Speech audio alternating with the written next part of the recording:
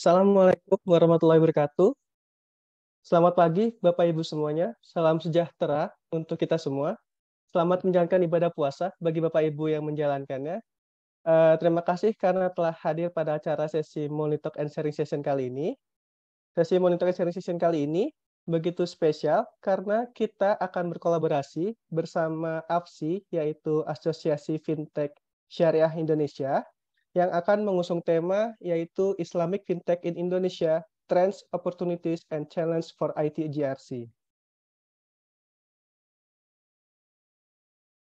Untuk sesi MTS hari ini, kita akan kedatangan dua panelis, yaitu Bapak Ronald Yusuf Wijaya dan Bapak Syaraki Syahrir, dan juga akan mendapatkan 2 CP Awards bagi Bapak Ibu yang hadir pada acara sesi MTS hari ini.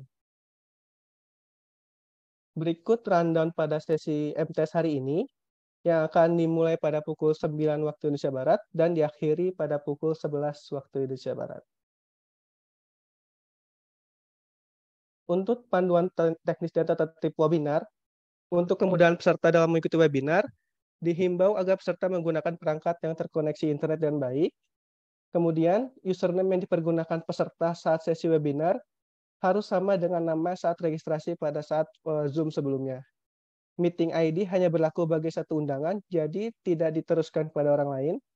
Peserta diperkenankan untuk menyalakan video dengan menampilkan identitas diri.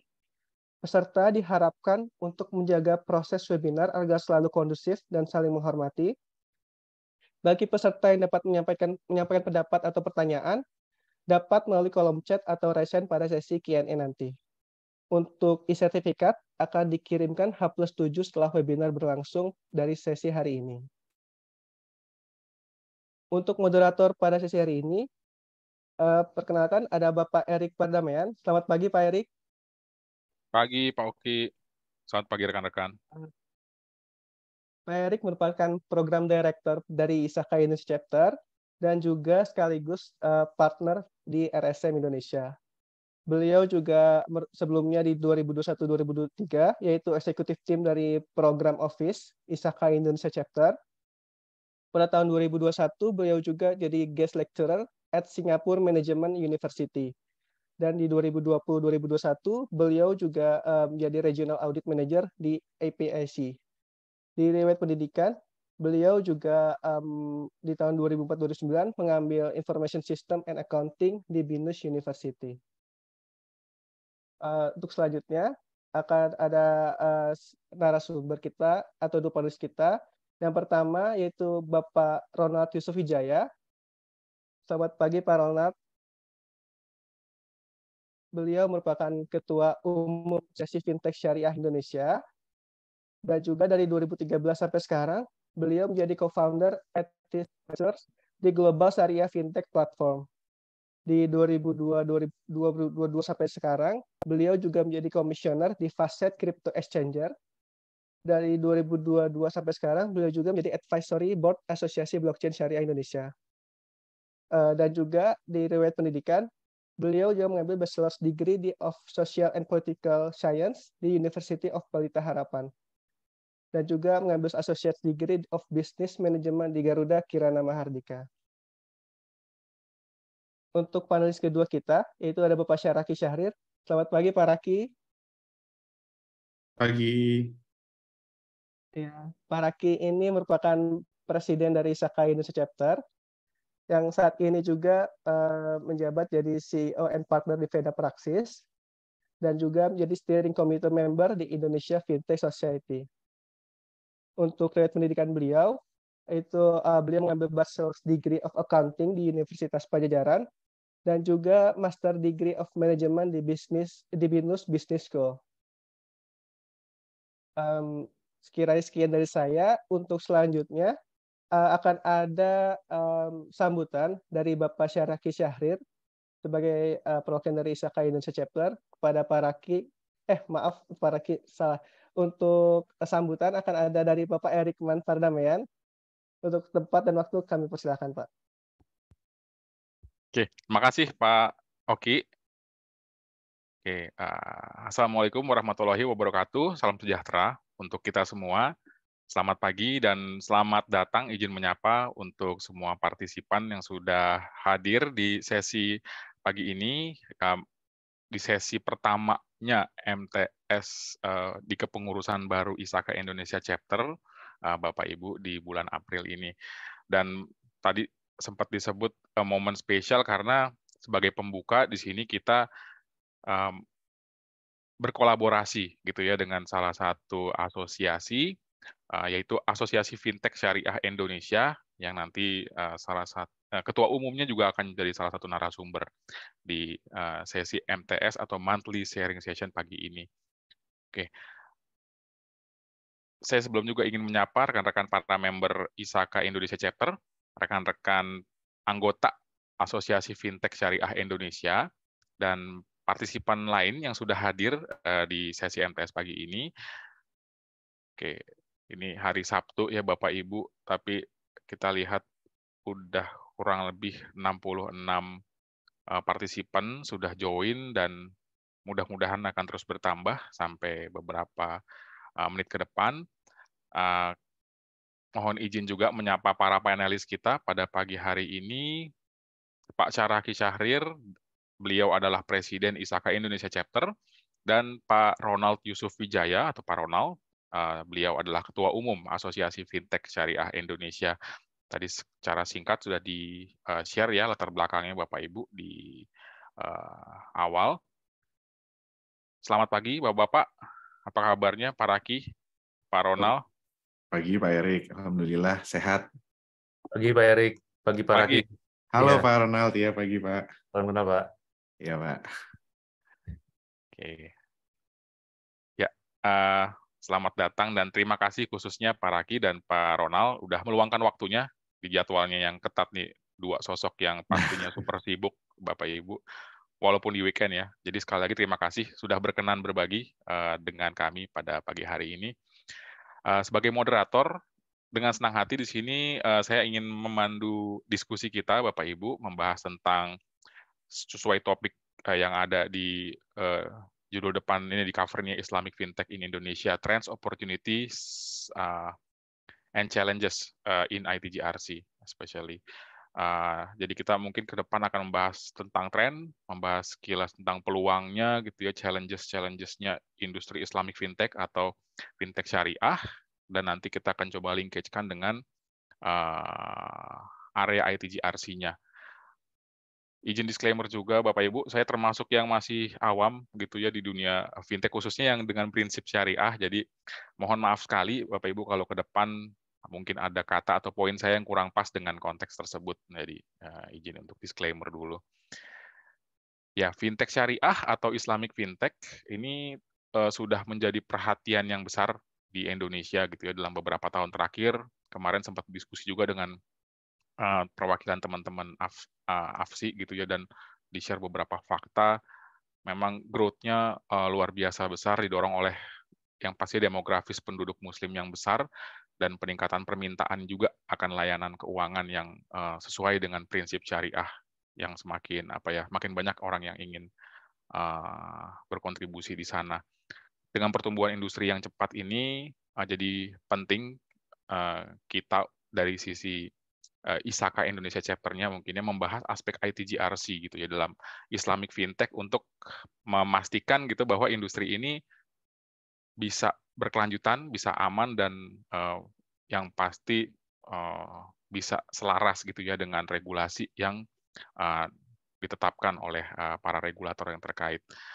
Nah, selama diskusi panel ke depan, kita akan mendengarkan dari ahli-ahli tadi ya, Pak Raki dan Pak Ronald, untuk berbagi wawasan dan pengalaman tentang topik ini.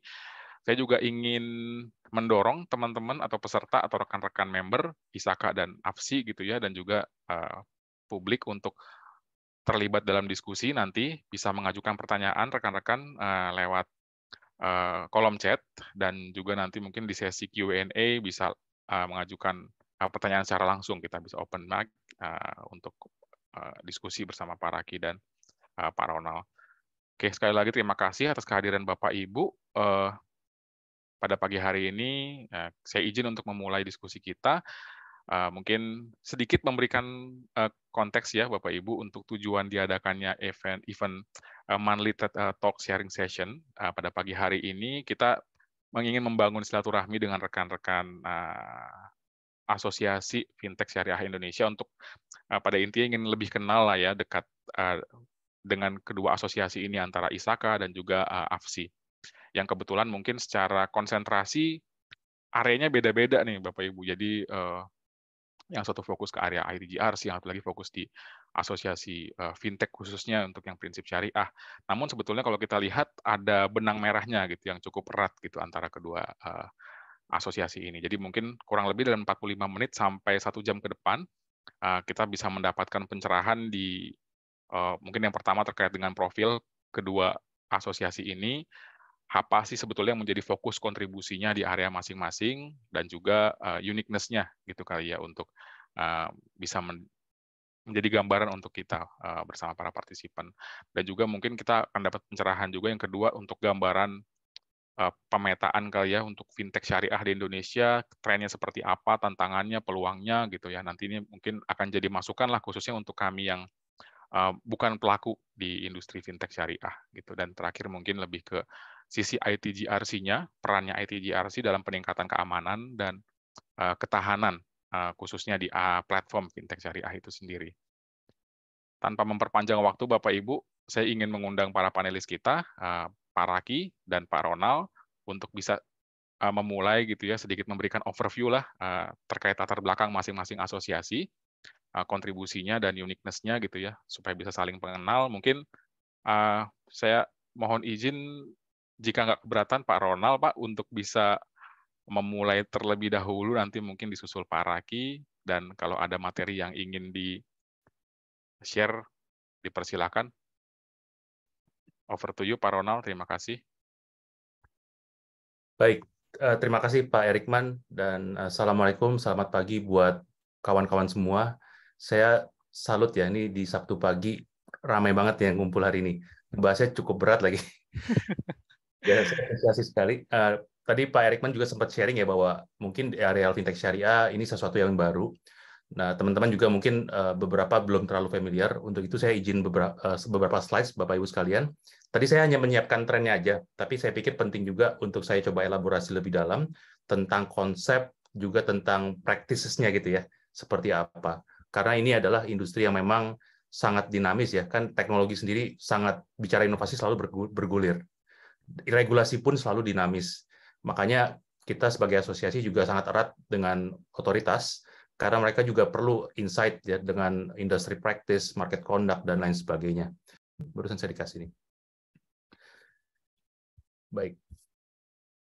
Ya, ini saya ada beberapa slide, Bapak Ibu sekalian. Ini saya akan bicara tentang landscape, tapi sebelumnya saya akan coba elaborasi sedikit ya. Maaf, ini ada ya, oke. Baik, oke. Kalau kita tadi bicara tentang inovasi, apalagi sekarang bicara tentang financial teknologi, kita bicara tentang praktek-praktek inovasi di sektor keuangan, gitu ya. Ada yang bilang itu fintech, ada yang bilang itu techfin, gitu ya. Nanti apa bedanya kita bisa coba explore lebih dalam. Nah, tapi Bapak Ibu, kalau kita lihat yang sudah ada saat ini, setidaknya ada 4 kuadran besar nih kategorinya. Kalau bicara tentang financial teknologi, yang pertama yaitu fintech kategori payment, clearing, dan settlement. Ya. Ini adalah fintech yang sifatnya untuk transaksi, makanya langsung di bawah naungan dari Bank Indonesia. Ya. Satu-satunya fintech di bawah naungan Indonesia, Bank Indonesia adalah fintech payment, clearing, dan settlement. Ya, ada teman-teman seperti GoOvo, GoPay, Dana, dan lain sebagainya. Nah, sedangkan di kuadran 2, 3, dan 4, ini yang pertama muncul adalah peer-to-peer lending dari tahun 2016. Nanti seperti apa saya coba akan jelaskan di slide berikutnya. Securities crowdfunding juga ini lebih baru ya. Kalau bicara pertama muncul itu tahun 2019-an, namun 2020 mulai prakteknya dan berubah. Tadi namanya equity crowdfunding menjadi securities crowdfunding. Seperti apa praktisnya, saya juga akan ada slide yang menggambarkan. Dan ada satu klaster lagi atau kuadran yang namanya inovasi keuangan digital. Kalau kita lihat inovasi keuangan digital ini sebetulnya adalah sebuah sandbox, Bapak Ibu. Kalau bicara sandbox kan artinya ini fintech-fintech yang masih berevolusi gitu ya. Di bawah inovasi keuangan digital, ini adalah inovasi-inovasi baru pendukung ekosistem fintech itu sendiri. Seperti apa? Nanti saya juga akan ada slide-nya. Namun di saat ini sudah ada 15 jenis fintech baru di bawah naungan atau payung inovasi keuangan digital. Nah, pasti teman-teman juga ada yang ini ya, mungkin sudah familiar ya dengan teman-teman di peer-to-peer securities inovasi keuangan digital. Namun kalau kita bicara ekosistem yang syariahnya, nanti saya ada gambaran berapa sih penyelenggaranya dan apa saja vertikal-vertikalnya. Nah, namun sebelum ke sana, saya mungkin mau jelasin dulu ya Bapak Ibu ya. Kalau kita bicara konsep tadi ada peer-to-peer, ada securities crowdfunding, ini merupakan fenomena yang sudah lama, namun semenjak adanya teknologi di tahun 2000-an itu sudah mulai dikenal dengan istilah urunan online. Ya, kalau dulu kan orang mau urunan itu harus datang ketemu fisik. Semenjak ada zamannya internet, kita udah lihat praktisnya bahwa bisa dilakukan semua secara online. Ya, di sini kita lihat kalau crowdfunding sendiri ada dua kutub, Bapak Ibu. Ya, yang pertama sebelah kiri adalah yang sifatnya sosial, yang sebelah kanan adalah yang sifatnya komersial atau investment. Nah, di yang sifatnya sosial sendiri ini ada dua subkategori ya. Yang pertama yaitu adalah crowdfunding social donation.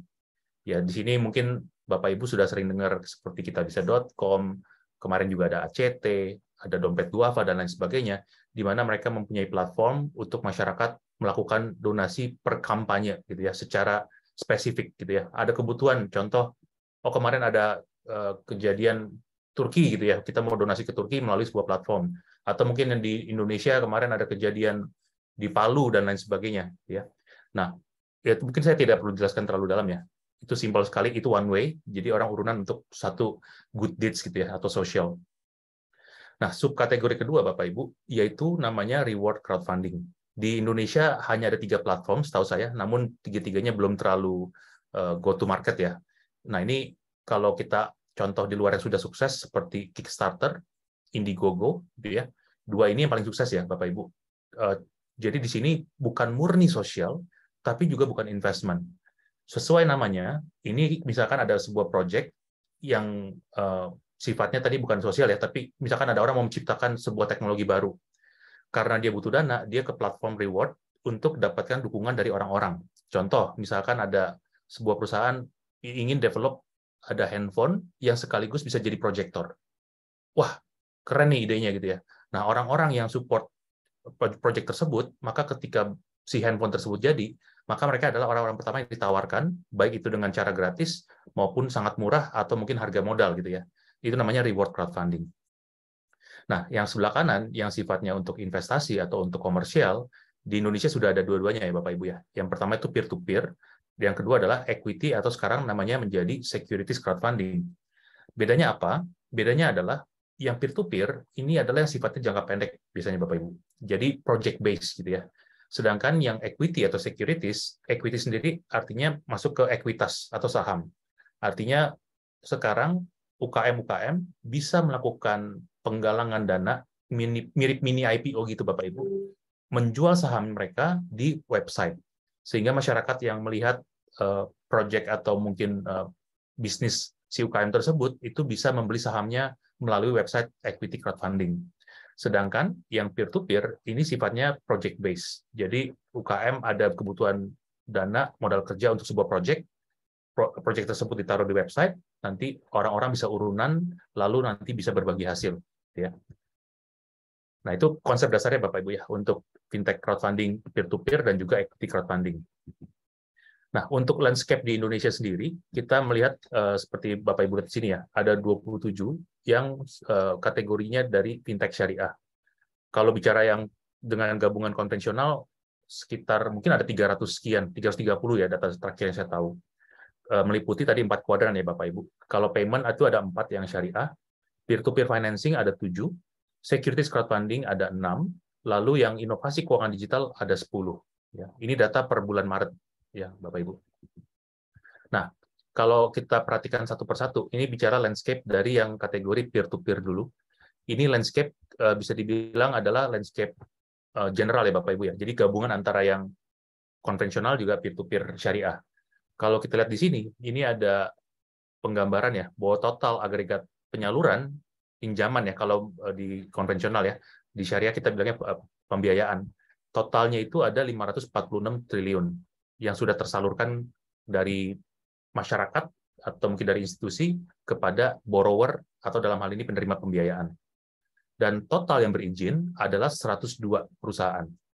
Yang menariknya adalah yang berizin ada 102, sedangkan fintech ilegal yang mungkin Bapak Ibu lebih sering dengar dengan istilah pinjol, per Desember 2022 sudah ditutup ada 4.500 platform. Sehingga tidak heran masyarakat lebih kenal pinjol daripada fintech, ya, fintech lending.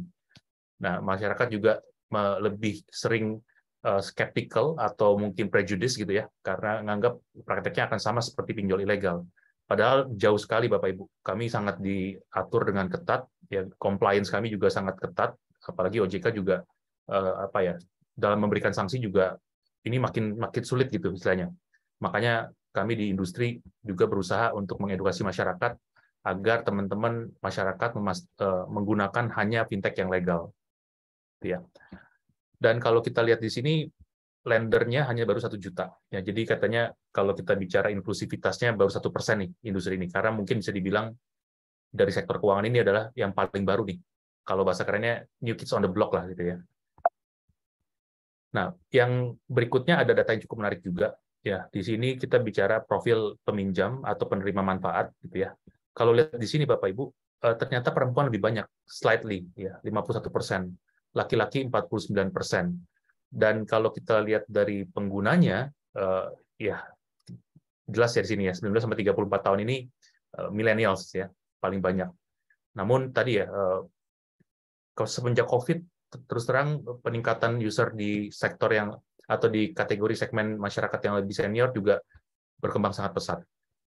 Memang sayangnya kalau kita lihat di sini, di Pulau Jawa itu masih mendominasi praktek fintech lending-nya. Ya 80% ya, di luar Jawa baru 20%. Mungkin wajar karena kita bicara tentang IT infrastructure sendiri, memang Jawa termasuk paling siap ya, di luar hal populasi yang memang di Indonesia sendiri tercatat sekitar 60% ya, populasi Indonesia itu ada di Jawa. Dan menurut laporan penyaluran dari OJK dan asosiasi, ini penyalurannya juga dahsyat ya Bapak Ibu ya. Kalau kita lihat di sini, pertumbuhannya walaupun memang industri baru, dari tahun 2017 ketika awalnya baru di launching perizinan, year on year-nya itu masih bicara 2-3 digit growth-nya. Bahkan kalau kita lihat di sini 2019-2020 masih bertumbuh nih Bapak Ibu walaupun dalam kondisi Covid ya. Dari tahun 2020, 2021, 2022 dan tahun 2023 juga di-expect untuk tumbuh sekitar 49% year on year.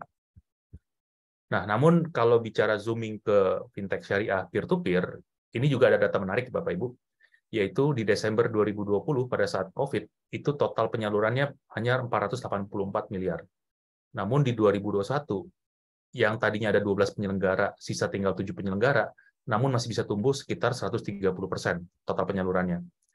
Lalu di September 2022, Desember 2022 itu mencapai hampir 6 triliun. Artinya pertumbuhannya di atas 450%, Bapak Ibu, ya, dari akumulasi fintech syariah yang hanya 7 penyelenggara. Nah, ini adalah 7 penyelenggara fintech syariah peer-to-peer yang sudah resmi dan berizin dari OJK. Ada Amanah, Alami, Dana Syariah, Duha, Koswa, Papi2P, dan Etis. Nah, mungkin saya zooming, ini platform saya pribadi ya, jadi saya bisa cerita lebih banyak. Kalau bicara tadi ya, mungkin Pak Erik sempat pengen tahu praktisnya seperti apa sih. Nah, ini saya contohnya di platform saya seperti ini, Pak. Jadi peer-to-peer syariah itu, saya mengibaratkan kami sebagai sebuah marketplace. Ya kan, kalau masyarakat mungkin lebih paham marketplace itu kayak Tokopedia, Bukalapak, Shopee, JDID, dan lain sebagainya ya. Mereka mempertemukan antara penjual barang dengan pembeli barang. Nah, di fintech peer-to-peer syariah, kami adalah marketplace yang mempertemukan yang punya project dengan yang punya uang.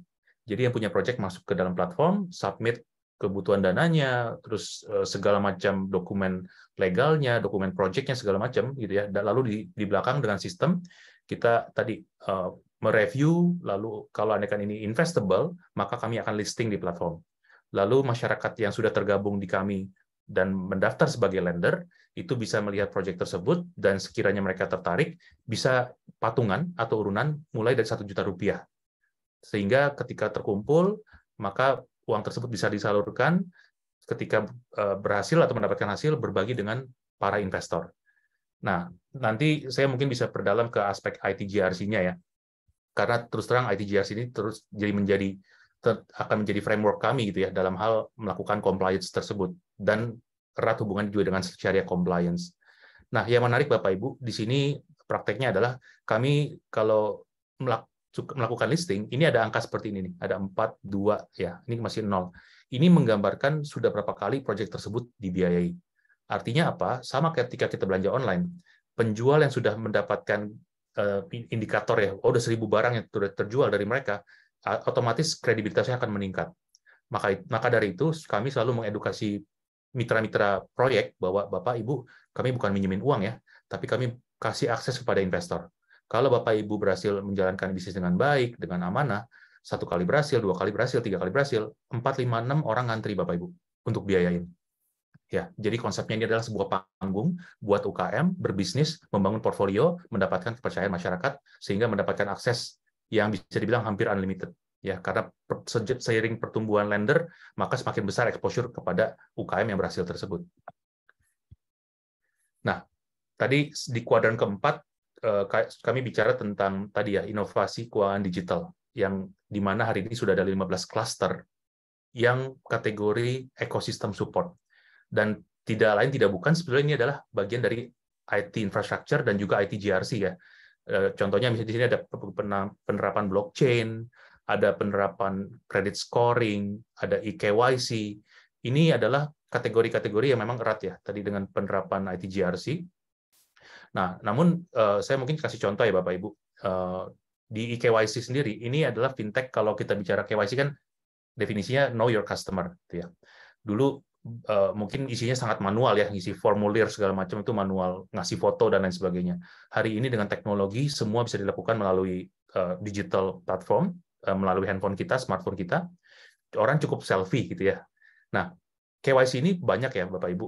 Cuma kalau andaikan kita bicara yang legal, fintech peer-to-peer legal, kami hanya boleh mengakses 3 hal. Namanya camilan. Ya. C-nya itu adalah kamera, M-nya adalah mikrofon, L-nya adalah location. Gimana praktek KYC-nya? Misalkan mereka ketika upload selfie, mereka kan diminta untuk pakai pegang KTP gitu ya. Nah, di sistem di teknologi mereka itu ada yang namanya OCR atau Optical Character Recognition untuk membaca tadi ya si data yang ada di sana gitu ya. Lalu pada saat mereka selfie itu ada yang namanya face detection, facial recognition. Lalu ada yang namanya liveness detection. Jadi ketika orang selfie itu dia akan lihat nih fotonya dengan yang ada di KTP, apakah matching, gitu ya. Walaupun saya mungkin dulu botak, nggak pakai kacamata gitu ya. Sekarang saya punya pakai berambut dan juga pakai kacamata, dia bisa membaca aktivitas kesamaannya sampai dengan 99% sekian, gitu ya. Nah kalau Niken lolos masuk ke kedua, yaitu tadi mikrofon. Apa gunanya mikrofon? Mikrofon adalah untuk membaca biometrik. Gitu ya. Kan biometrik itu ada banyak ya Bapak Ibu ya. Contohnya adalah retina mata kita, sidik jari kita. Nah, ini voice atau melalui mikrofon. Makanya mungkin Bapak Ibu sering dengar apakah Anda setuju dibiayain? Setuju gitu ya. Ketika kita ada case, maka voice kita akan di-compare dengan pada saat persetujuan. Apakah ini orang yang sama atau bukan, gitu ya. Yang ketiga adalah location. Location sendiri adalah untuk melihat activity kita.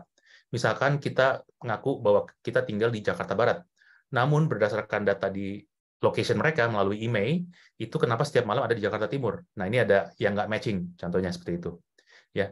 Nah, ini prakteknya banyak banget, tapi kalau yang bicara yang ilegal, Bapak Ibu, mereka kemana-mana tuh. Mereka bukan hanya akses camilan, tapi masih akses ke history, ke chat kita, ke message kita, ke storage kita, ke galeri kita, dan lain sebagainya. Untuk dipakai melakukan scoring. Ya. Scoringnya seperti apa? Contoh ya, Bapak Ibu ya. Ketika tadi ya pinjol-pinjol ilegal ini mengakses handphone, mereka akan lihat histori telepon kita. Satu hari berapa banyak sih miss call-nya? Misalkan ada 50 miss call. Pertanyaannya apakah dibalas atau tidak? Ditelepon balik atau enggak? Kalau ditelepon balik, oh mungkin sibuk sebelumnya, belum sempat telepon, belum sempat ngangkat. Namun ketika lihat ada 50 miss call dan tidak satu pun dibalas, jangan-jangan dicariin orang nih, gitu ya. Mereka masuk ke message kita. Lalu dilihat berapa kali muncul kata-kata bayar tunggakan Anda. 1 kali muncul nilai tinggal 9, 2 kali muncul nilai tinggal 8, dan seterusnya. Ya, ini adalah teknik scoring, ya, ngebaca dari konten di handphone kita. Banyak sekali, ya. Bahkan kalau di ujung ya, tadi misalkan yang ilegal ini setelah memberikan pinjaman secara ilegal, lalu si nasabahnya tersebut gagal bayar, apa yang mereka lakukan? Mereka ke galeri, ngambil foto saudara kita, pasangan kita, mungkin keluarga kita, itu di Photoshop, Bapak Ibu. Di Photoshop jadi gambarnya tidak baik, lalu dipakai untuk mengancam. Kalau Anda tidak bayar jam 3, maka akan saya sebar ke kontak Anda. Nah, ini adalah beberapa alasan kenapa banyak kasus sampai bunuh diri. Ketika tadi ya, mereka merasa dipermalukan seperti itu. Nah, blockchain juga sangat penting ya. Kalau blockchain kita bicara tentang tadi ya, transparansi. Kalau bicara transparansi kan otomatis akan menghindari yang namanya goror ya, atau excessive uncertainty. Ya, jadi prinsip blockchain sendiri sebenarnya sudah syariah ya. Makanya blockchain yang didukung, cryptocurrency-nya belum didukung. Padahal itu sangat berkaitan. Nah, tapi mungkin saya tidak akan bicara tentang kripto hari ini, nanti mungkin di kesempatan terpisah ya. Sisanya adalah platform-platform atau inovasi untuk mendukung ITGRC seperti RegTech. Contoh di sini RegTech ada tanda tangan digital, dokumen elektronik gitu ya, di mana mereka adalah platform-platform yang sudah resmi diberikan authority gitu ya untuk mengeluarkan dokumen yang sah dan diakui oleh negara. Namanya RegTech gitu ya. Tanda tangan digital, ada e-materai sekarang, dan lain sebagainya. Lagi berkembang terus, Bapak Ibu. Baik, nah ini adalah teman-teman di Fintech Syariah yang anggota kami masuk kategori inovasi keuangan digital. Di sini majority adalah perusahaan agregator, Bapak Ibu. Gitu ya. Agregator itu apa sih? Mungkin saya back dulu ya. Nih, klaster agregator ini dia bahasa sederhananya macomblang gitu ya, atau matchmaker. Jadi bagaimana platform tersebut itu bisa berfungsi melakukan agregasi agar si nasabah yang membutuhkan produk keuangan itu bisa efisien. Contoh gitu ya, misalkan saya pengusaha bidang properti ingin mengajukan pembiayaan. Kalau mungkin Bapak Ibu nggak paham industri keuangan, mungkin Bapak Ibu masuk ke perbankan atau yang lainnya memang bukan melayani properti, industri properti. Ya, tapi dengan menggunakan agregator, dibaca preferensi kita, segala macam profil kita, maka langsung connect dengan lembaga keuangan yang paling relevan dengan kebutuhan pembiayaan Bapak Ibu, gitu ya. Jadi itu fungsinya agregator. Teman-teman di Fintech Syariah yang menjadi anggota AFSI banyakkan di situ. Ada juga yang funding agent, ada juga yang di takaful atau insurance. Di sini saya pisahin ke kanan karena ini kategori juga berbeda ya. Ada Privy ID, tekan aja. Ini adalah tanda tangan digital, di mana ini sebenarnya agnostik Bapak Ibu. Jadi namanya tanda tangan digital kalau dipakai untuk akad konvensional jadi tidak halal gitu ya, atau jadi haram. Kalau ini kan tanda tangan digital dipakai untuk kontrak yang memang syariah compliant, maka ini jadi halal gitu ya simpelnya. Tongdun adalah tadi fintech credit scoring. Ini mereka salah satu unicorn di China, namun sudah punya presence di Indonesia dan jadi anggota kami. Tadi ya, fintech yang bagaimana mereka menggunakan metadata dari industri, dari third party, dan lain sebagainya untuk collect data dalam hal memberikan insight dalam memberikan keputusan lembaga keuangan untuk memberikan pembiayaan. Alumnia tadinya masuk blockchain, ini kelihatannya akan digeser ke project financing cluster gitu ya. Nah, bicara tentang tadi yang saya sudah sampaikan ya Bapak Ibu, ini ada data menarik ya. Di tahun 2022 kemarin, Indonesia naik ke peringkat ketiga dunia kategori fintech syariah. Dengan beberapa parameter di sini yang Bapak Ibu bisa lihat ya. Namun sebetulnya kami sangat optimis bahwa Indonesia sebetulnya layak di peringkat pertama. Alasannya kenapa? Saya ada di slide berikutnya, tapi sebelum ke sana, kalau Bapak Ibu lihat di sini, nomor 1 Malaysia, nomor 2 Saudi Arabia, mereka adalah Islamic countries.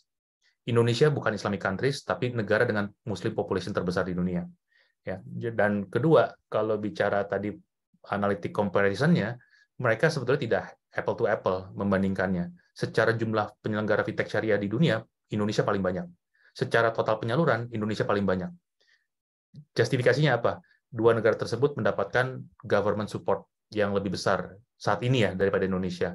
Makanya di asosiasi pun kami sedang banyak bertemu dengan stakeholders, terutama government, regulator, untuk tadi ya mendapatkan dukungan lebih banyak untuk fintech syariah sendiri. Walaupun secara rasio fintech syariah itu masih sangat kecil dibandingkan yang konvensional. Ya. Nah, ini adalah beberapa alasan kenapa Indonesia harusnya bisa menjadi leader dari fintech syariah dunia atau ekonomi syariah dunia bahkan, yaitu kita Indonesia yang unbanked, inklusi keuangan kita masih rendah. Kedua, kita emerging middle class, pertumbuhan kelas menengah yang sangat pesat. Makanya kalau kita bicara Indonesia sebagai negara berkembang, teman-teman saya tuh nanya gitu ya, ini gimana impact-nya kemarin SVB bangkrut, liquidated gitu segala macam. Ini impact-nya gimana dengan startup di Indonesia? Ya kita melihat bahwa kita ini negara berkembang ya. Memang pasti ada impact-nya, tapi tidak sebesar impact-impact di negara Eropa dan Amerika. Lalu berikutnya kita juga semua sudah sepakat adalah the largest Muslim population. Walaupun tadi ya negara kita bukan negara Muslim, tapi populasi Muslimnya paling besar di dunia. Keempat adalah kita digital ready country. Negara dengan kesiapan infrastruktur digital yang lebih baik dibandingkan negara dengan populasi Muslim besar lainnya. Kenapa saya bilang begitu? Tadi ya, kita data pertama, banyak yang bilang bahwa jumlah smartphone di Indonesia lebih banyak daripada jumlah penduduknya. Ya. Nah, itu salah satu faktor juga gitu ya. Kita dianggap sebagai digital ready country dibandingkan misalkan Bangladesh, Pakistan, Mesir gitu ya. Bahkan China sendiri ternyata punya Muslim lebih dari 60 juta orang.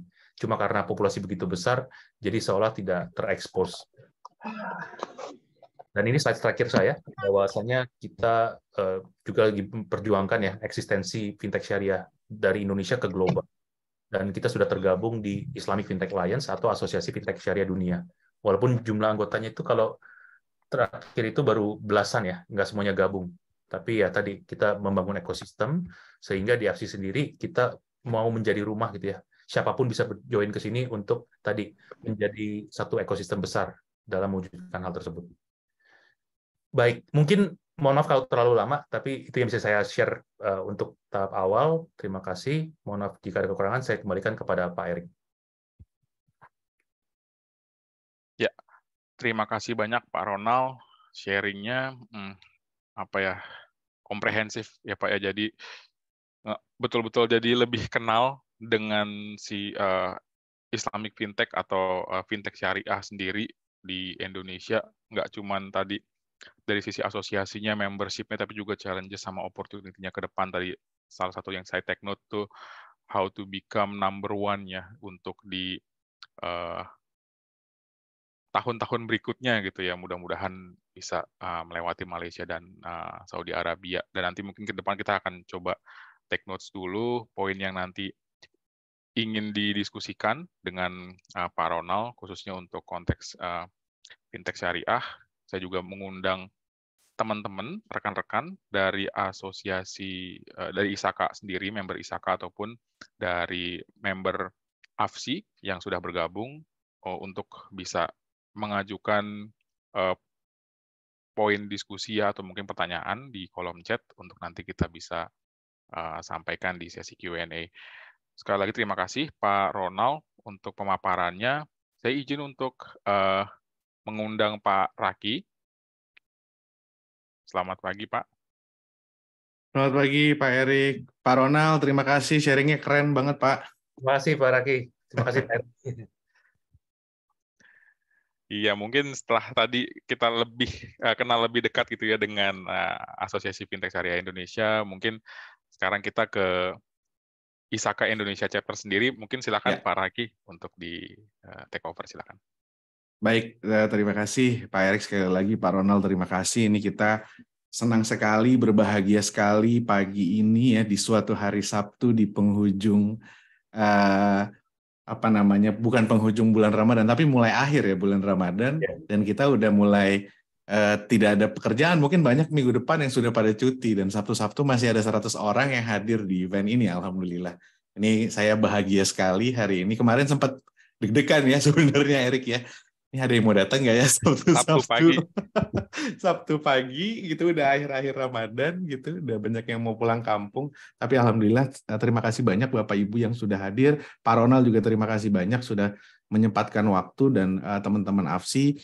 Kita di ISAKA Indonesia bahagia sekali dan prinsipnya kita sejak beberapa tahun kemarin kita sangat senang berkolaborasi dengan berbagai asosiasi gitu ya, dan saya berharap kita ISAKA Indonesia bisa juga berkolaborasi dengan AFSI nantinya, membantu teman-teman atau bahkan kita juga butuh support tentunya dari teman-teman AFSI untuk makin meningkatkan asosiasi kita sama-sama. Saya izin share screen Pak Erik. Silakan. Tadi dari Pak Erik sudah ngasih panduan gitu ya, poin-poin apa saja yang perlu saya ceritakan. Saya izin cerita, semoga saya tidak terlalu lama ceritanya biar Bapak Ibu nggak mengantuk gitu ya. Jadi siapa sih ISAKA? ISAKA sering, mungkin beberapa kali disebut-sebut, mungkin ada yang belum pernah dengar ISAKA, tapi saya izin sedikit saya jelaskan ISAKA itu apa. ISAKA asosiasi sama seperti AFSI, cuman bedanya membernya ISAKA itu orang perorangan, Bapak Ibu.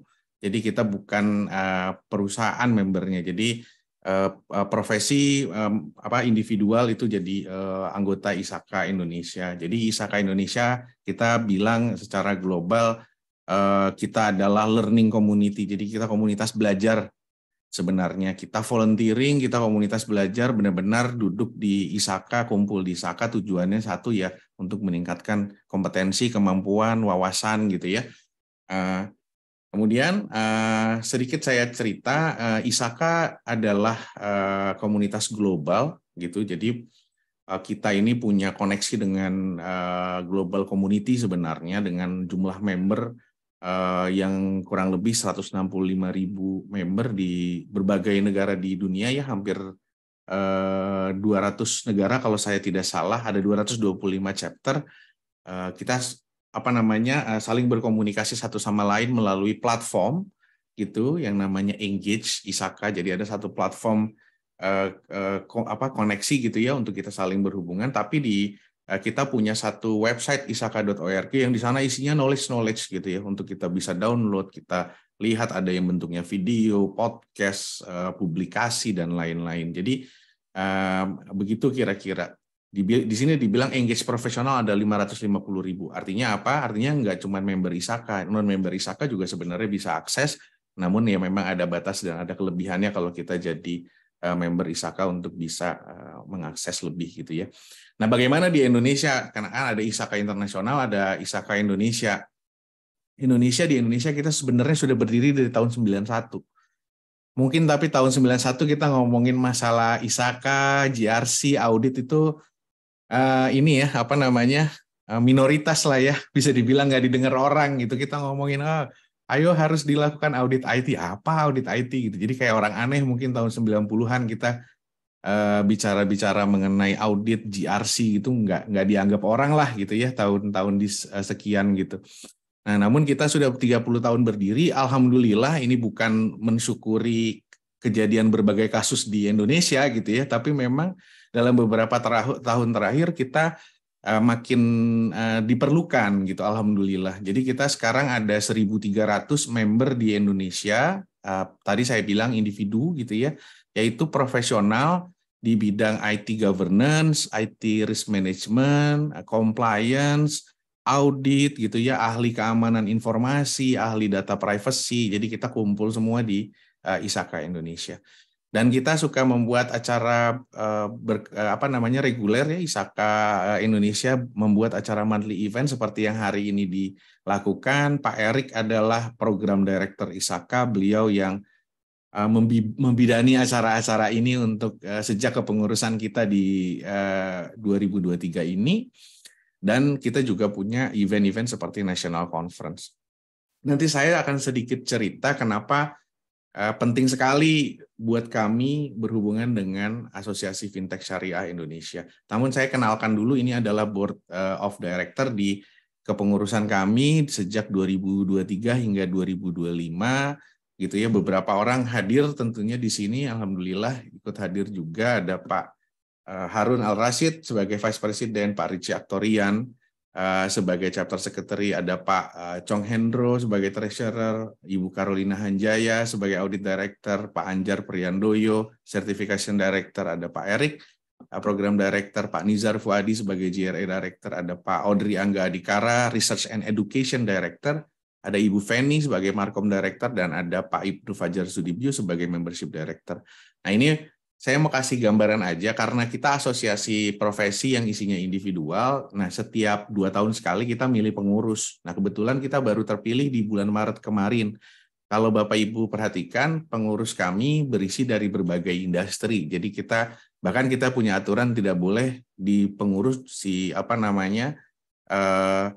Director ISAKA tidak boleh dalam satu perusahaan. Makanya kalau diperhatikan kita dari berbagai perusahaan yang berbeda-beda, industrinya juga berbeda-beda.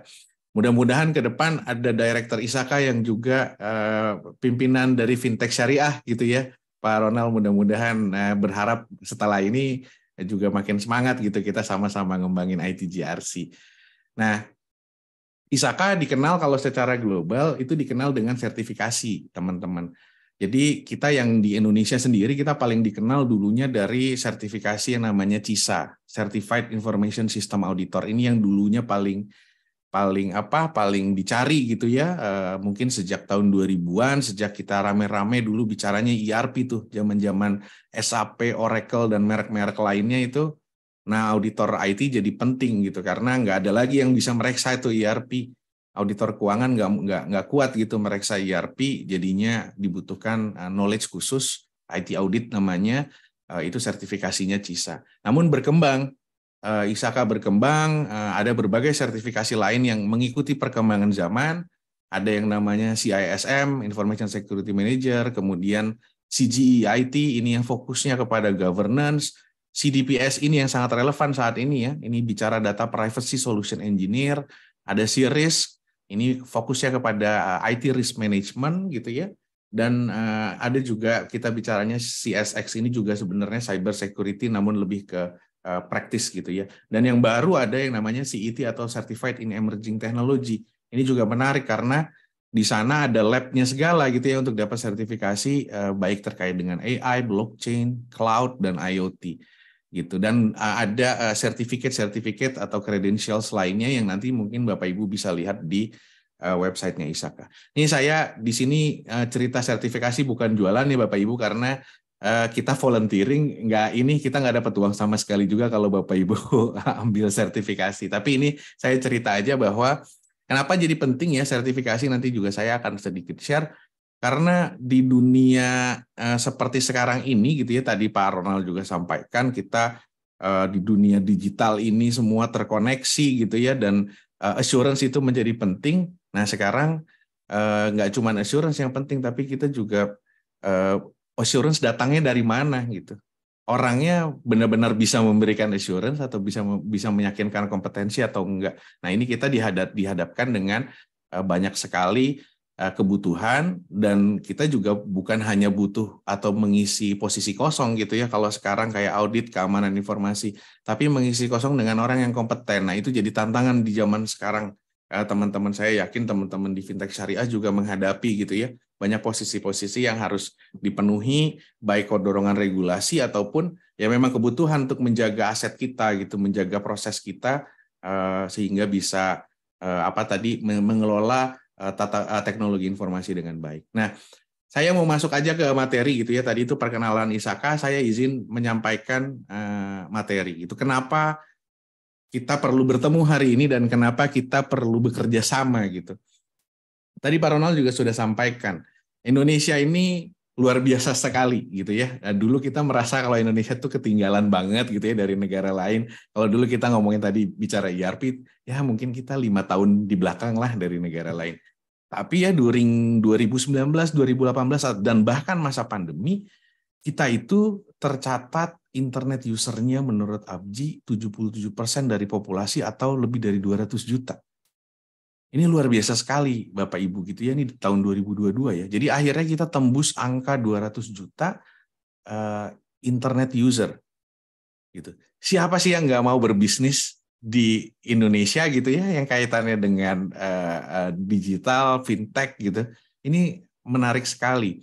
Kemudian kita punya sosial media user yang juga banyak sekali, 90% dari 200 juta tadi. Jadi 180-an juta, 190-an juta itu pengguna sosial media. Sehingga yang namanya WFH dan SFH itu juga cukup berhasil sebenarnya di Indonesia. Walaupun masih ada beberapa daerah ya, kalau kemarin saya juga sempat survei during pandemi, di Indonesia Timur masih ada kesulitan infrastruktur, namun pemerintah juga ngejar gitu untuk bisa nyelesain agar yang namanya work from home, school from home ini bisa terjadi. Dan alhamdulillah di Indonesia lumayan gitu ya, kita bisa menjalankan masa-masa 2020, 2021 itu dengan cukup baik gitu ya.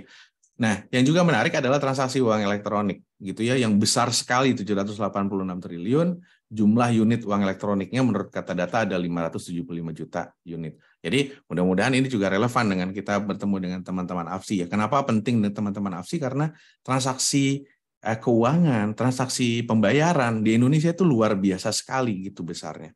Nah, luar biasa besar, tapi kalau saya selalu bilang gini, ISAKA itu percaya bahwa teknologi itu bisa membawa dampak positif bagi umat manusia. Namun, teknologi yang tidak kita kelola dengan baik tidak hanya punya dampak positif, tapi juga punya dampak negatif. Tadi Pak Ronald juga sudah sampaikan, pinjol lebih banyak daripada yang license gitu. Jadi orang menggunakan teknologi untuk menipu gitu kan artinya. Nah, di luar itu gitu, itu tentu harus kita berantas. Tapi di luar itu teknologi yang kita pakai kalau kita tidak kelola dengan baik, malah bisa backfire ke kita sendiri. Bahkan merugikan kita sendiri atau bahkan merugikan orang lain. Jadi kalau kita lihat, menariknya gitu ya, banyak pemain asing yang berlomba-lomba masuk sekarang. Saya yang namanya solution provider dari luar negeri minta ketemu itu di LinkedIn, minta kerja sama ISAKA, mau jualan barang itu, waduh banyak sekali gitu ya. Ya karena marketnya Indonesia menarik. Nah, yang menarik juga adalah ISAKA Indonesia adalah nomor 6 di Southeast Asia terkait kesiapan di cyber security. Nomor 6 di Southeast Asia ya, bukan di Asia, di Southeast Asia. Southeast Asia tuh negaranya 10 ya kalau nggak salah, Malaysia, Singapura. Nah, kita tuh nomor 6. Di bawahnya Malaysia, di bawahnya Singapura, di bawahnya Filipina gitu. Artinya apa? Ini dengan jumlah penduduk yang mengakses internet segitu banyak, dengan jumlah transaksi uang elektronik segitu banyak, tapi kesiapan keamanan informasi kita sangat rendah. Gitu. Nah, ini penting untuk kita sama-sama perhatikan, karena ini menurut saya, ya ini tentu pemerintah harus punya peranan di sana, namun menurut saya ini sama-sama perlu kita jaga, sama-sama perlu kita lihat, dan sama-sama perlu kita lakukan sesuatu gitu. Nah, belum lagi dorongan ya, G20 ngedorong yang namanya data free flow with trust, cross border data flow akan semakin terjadi, sehingga standar-standar untuk bisa antar negara saling bertransaksi, saling berkomunikasi, tukar-menukar data itu terjadi. Salah satunya adalah harus dengan trust istilahnya. Apa sih trust itu? Kepercayaan ya, gimana sih kita bisa percaya sama tempat lain, sama negara lain, sama perusahaan lain, entitas lain atau sistem lain, itu harus dibangun. Dan G20 salah satunya diskusi-diskusi dan upaya yang akan dibangun adalah mengarah ke sana. Artinya apa? Kita yang segitu banyak tadi populasi yang terakses ke internet, kemudian banyak sekali perusahaan fintech tadi Pak Ronald juga sudah sampaikan maju juga sudah sangat pesat, dan kita akan berhubungan juga dengan luar negeri. Nah, ini tantangan untuk tadi menjaga bahwa yang positif dari teknologi ini, yang positif yang sudah dilakukan oleh teman-teman AFSI ini tetap aman gitu ya, nggak terganggu sama masalah-masalah yang ada. Nanti saya cerita sedikit ada masalah apa saja. Nah, ini saya ngambil dari GIFT report. Ini mah punyanya AFSI juga sebenarnya ya. Tujuannya sih bukan untuk menjelaskan tabel ini, tapi saya cuma mau menggambarkan interkoneksi sebenarnya. Bahwa tadi Pak Ronald sampaikan gitu, kalau kita bicara crowdfunding gitu ya, security crowdfunding atau pengumpulan dana gitu ya, tentu kan nggak bicara satu sistem aja. Kita bicara juga koneksi pasti sama sistem lain. Sistem transfernya seperti apa, atau sistem kita koleksi uangnya seperti apa. Entah tadi bicara eKYC, kita punya sistem eKYC-nya seperti apa. Artinya apa? Teman-teman di AFSI saya yakin gitu bahwa kita pasti tidak akan sendirian sistem kita atau perusahaan kita. Kita pasti terkoneksi dengan sistem lainnya. Gitu. Semakin maju gitu ya, saya yakin koneksi ini akan semakin terjadi. Gitu. Jadi peer-to-peer lending pastinya akan berhubungan sama payment system. Mungkin nantinya bahkan akan terhubung juga dengan investment atau apa sih istilahnya tuh reksadana gitu ya. Kalau kita lihat kan ada platform seperti OVO gitu misalkan, bisa reksadana di sana nyambung sama Bareksa, bisa nyambung lagi sama Grab. Jadi semua akan berlomba-lomba untuk nyambungin sistemnya. Itu kolaborasi antar sistem, kolaborasi antar perusahaan itu akan terjadi. Nah, kalau tadi kita bicara ada dampak, selain dampak positif juga ada risiko negatif loh dari teknologi. Maka dengan semakin terkoneksinya, dampaknya akan dari waktu ke waktu semakin besar, semakin besar, semakin besar. Nah, ini yang menurut saya percaya dan saya mendoakan AFSI membernya makin banyak, fintech syariah di Indonesia makin bertumbuh, makin pesat. Namun memang dari sekarang, selain memenuhi regulasi, rasanya kita juga perlu dorong implementasi yang baik dari tata kelola TI, cyber security, dan data privacy untuk mencegah tadi. Begitu sudah besar ya, kayak kasus yang kemarin-kemarin saya nggak nyebut nama lah. Begitu sudah besar, kejadian hebohnya seperti itu. Itu dulu ya sebelum ada undang-undang PDP gitu ya, ada data breach. Setelah undang-undang PDP mungkin akan beda ceritanya Bapak Ibu. Ke depan kalau ada data breach sebesar itu mungkin akan beda ceritanya. Karena sanksinya cukup besar gitu ya. Edukasi awareness masyarakatnya juga sekarang beda sama 2 tahun 3 tahun yang lalu gitu.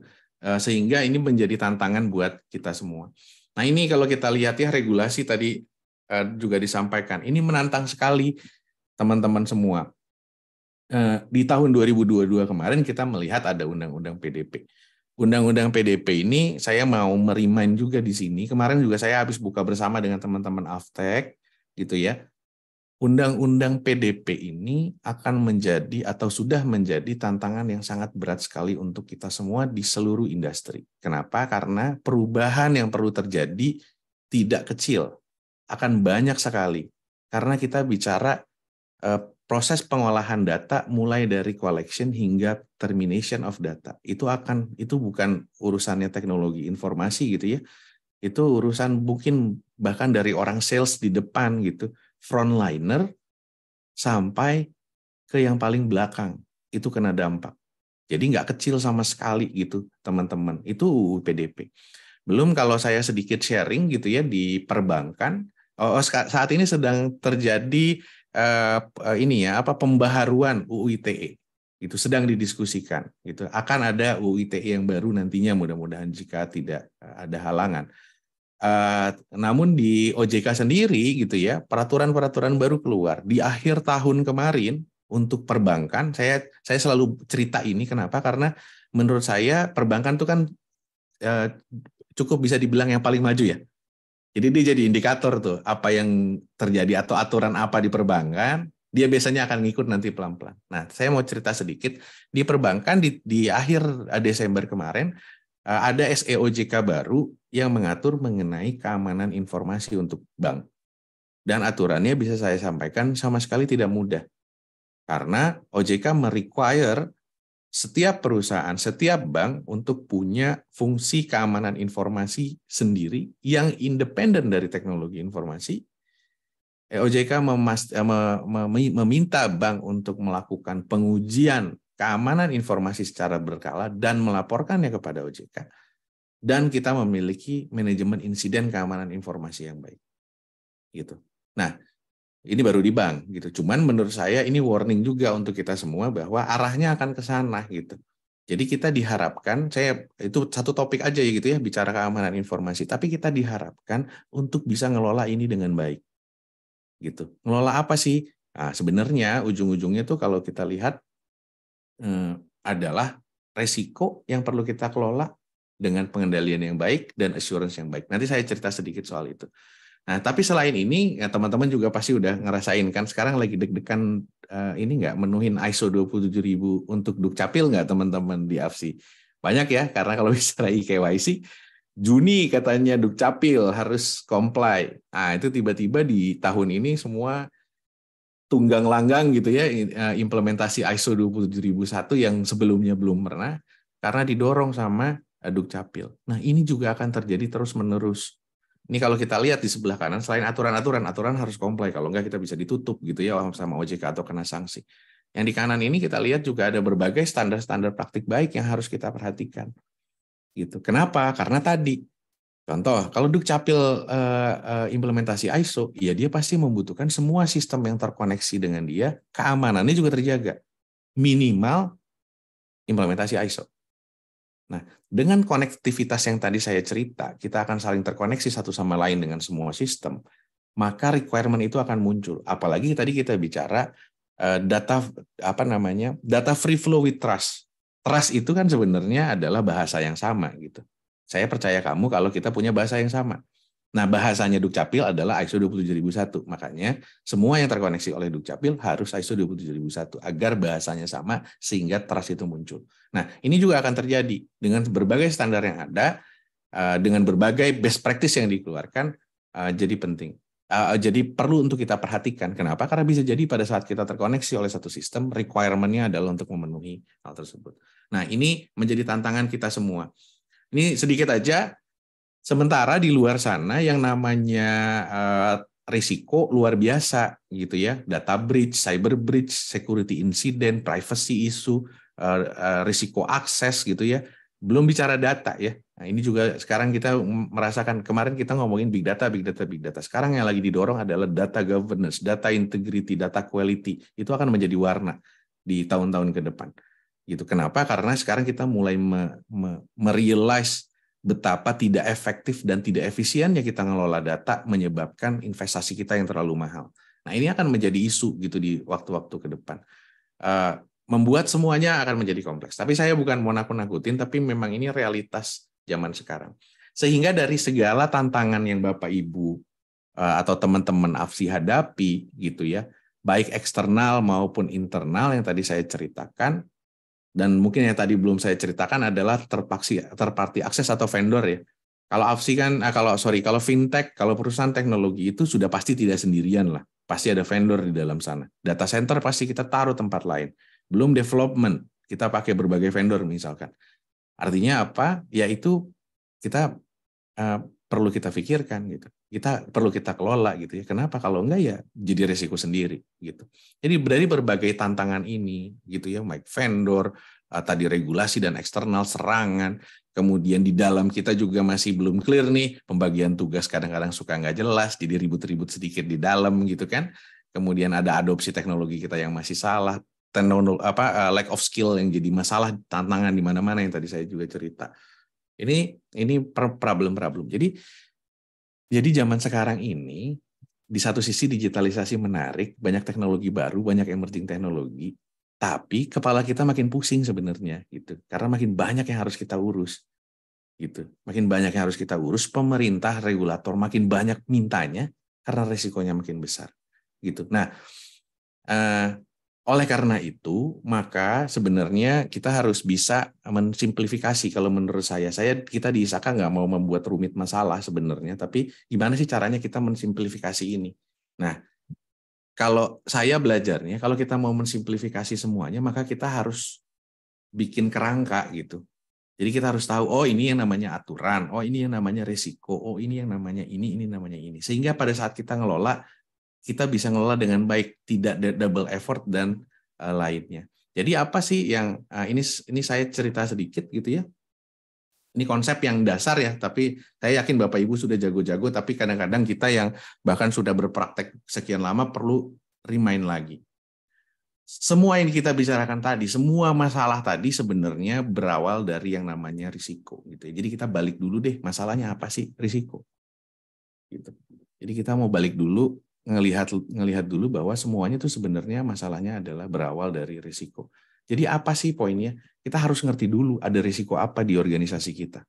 Nah, apa sih risiko itu? Risiko itu adalah sesuatu yang menghambat dari pencapaian tujuan. Oh, saya pakai laser pointer. Ini maaf ya, saya bukan mau menggurui Bapak Ibu, tapi ini kita untuk sama-sama kadang-kadang kita suka harus mundur ke belakang untuk mengingat kembali. Setiap organisasi punya tujuan. Karena ada tujuan, maka ada risiko, teman-teman semua. Kalau kita nggak punya tujuan, kita nggak punya risiko. Tapi karena kita punya tujuan, maka kita punya risiko. Sama kayak kita tujuan ngebangun layanan, maka ada risiko. Kita tujuan mau punya, misalkan kita mau memberikan layanan di Islamic Fintech, maka kita punya risiko. Karena kita punya tujuan tertentu. Gitu. Karena ada risiko, maka kita membutuhkan yang namanya kontrol. Ini sudut pandangnya begitu. Kalau saya kasih contoh, misalkan kita mau ke Bandung nih, ada risiko terlambat. Saya selalu ngasih contoh ke Bandung, entah kenapa gitu ya, mungkin karena saya kuliahnya di Bandung dulu. Jadi kalau kita mau berangkat ke Bandung, kita harus sampai sana misalkan jam 12 siang. Ada risiko apa? Ada risiko kita telat. Ada risiko kita nggak sampai ke Bandung gitu. Itu risiko namanya. Jadi risiko kita tidak mencapai tujuan atau terhambat dalam rangka pencapaian tujuan. Padahal nggak boleh telat, jam 12 ada kuliah di Bandung. Gitu. Nah, karena ada risiko tersebut, maka kita punya kontrol. Nah, orang suka lupa. Kadang-kadang kita udah langsung aja kontrol, langsung pasang firewall gitu ya. Langsung kita lakukan penetration testing, langsung kita pasang antivirus, tapi kita juga nggak ngerti ada risiko apa di sana. Bahkan kita kadang suka nggak ngerti ada tujuan apa sih di ujung sana. Gitu. Nah, kemudian kontrolnya apa kalau kita nggak mau ke Bandung telat-telat? Pasang waker kalau misalkan di pagi-pagi biar kita bangunnya nggak telat. Oh, takut ban mobil pecah di jalan, ya kita ke bengkel sehari sebelumnya. Oh, takut macet nih, lagi orang udah mulai mudik, ya naik kereta. Tapi tiket kereta udah cepat habis, ya beli dari sebelum-sebelumnya gitu. Nah, itu kontrol untuk memitigasi dari risiko. Kalau kita taunya lakukan kontrol tapi kita nggak tahu ada risiko apa, itu namanya kita wasting money gitu ya.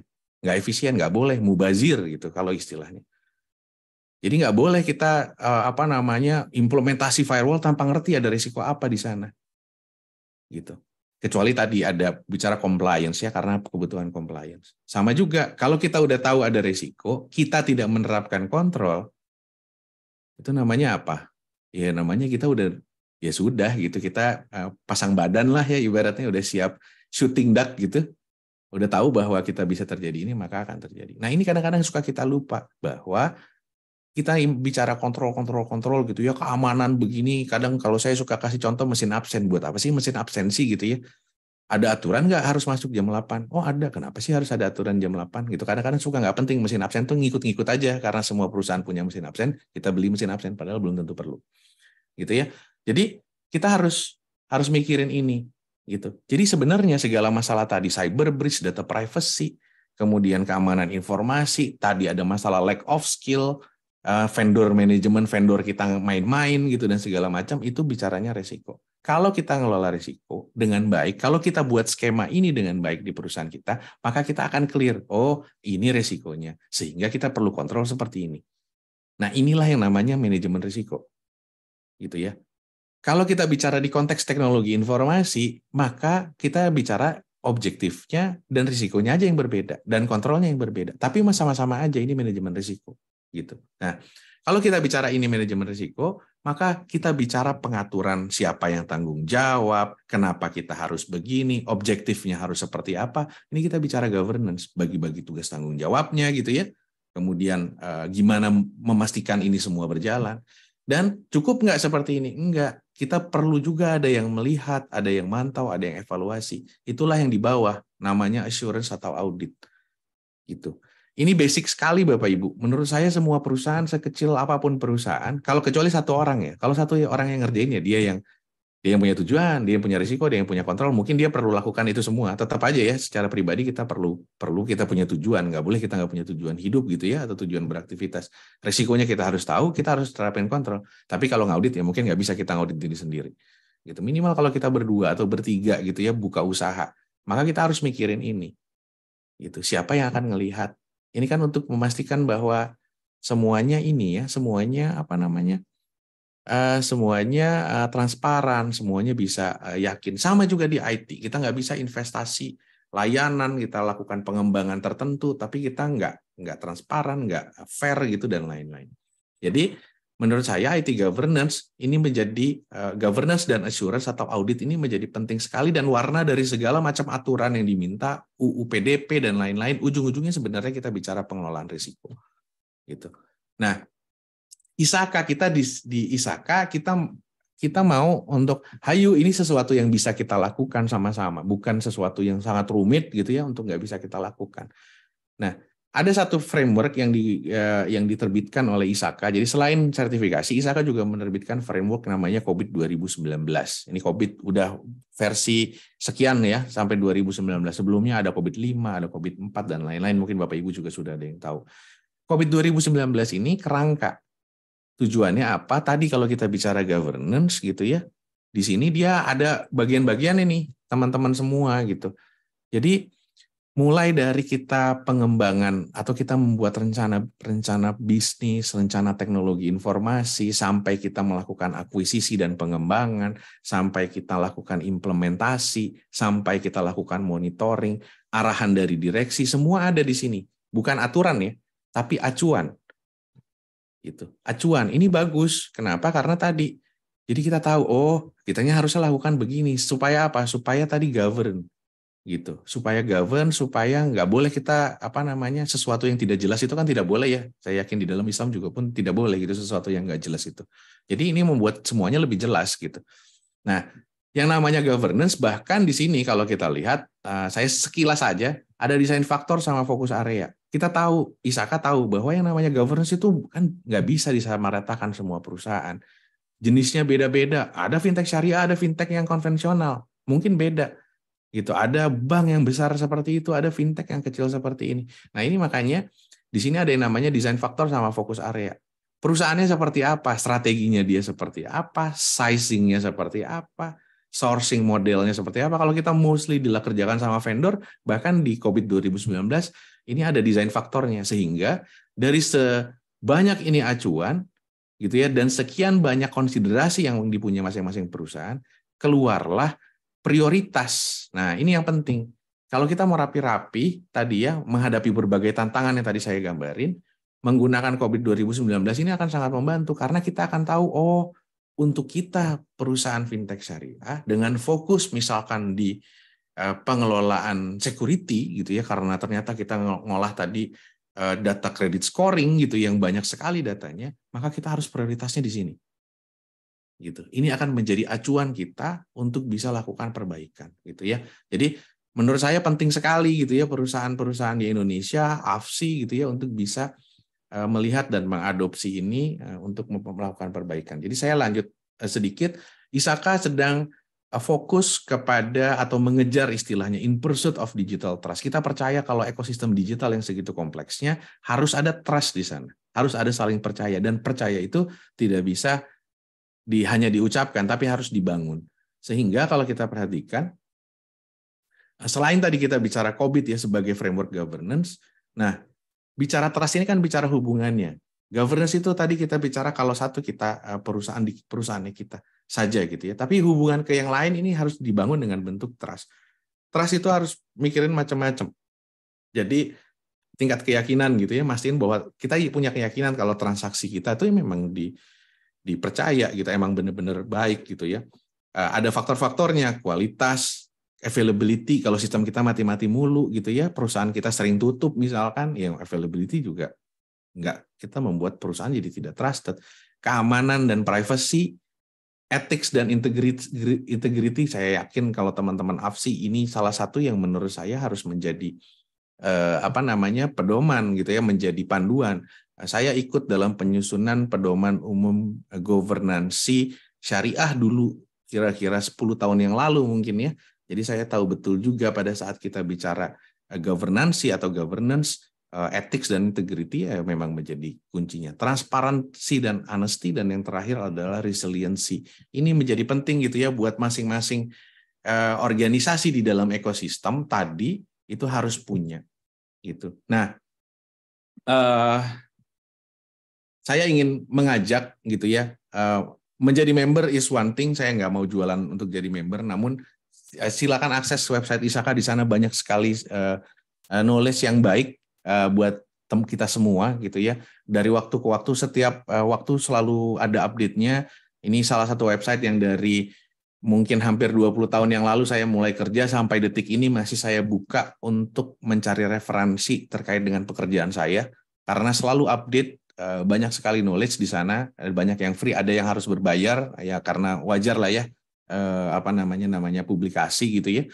Namun banyak yang gratis, dan kalau jadi member tentunya banyak benefit lain yang kadang-kadang kalau member gratis, kalau non member berbayar. Tapi ada juga konten yang member pun harus bayar, namun lebih murah daripada yang tidak member.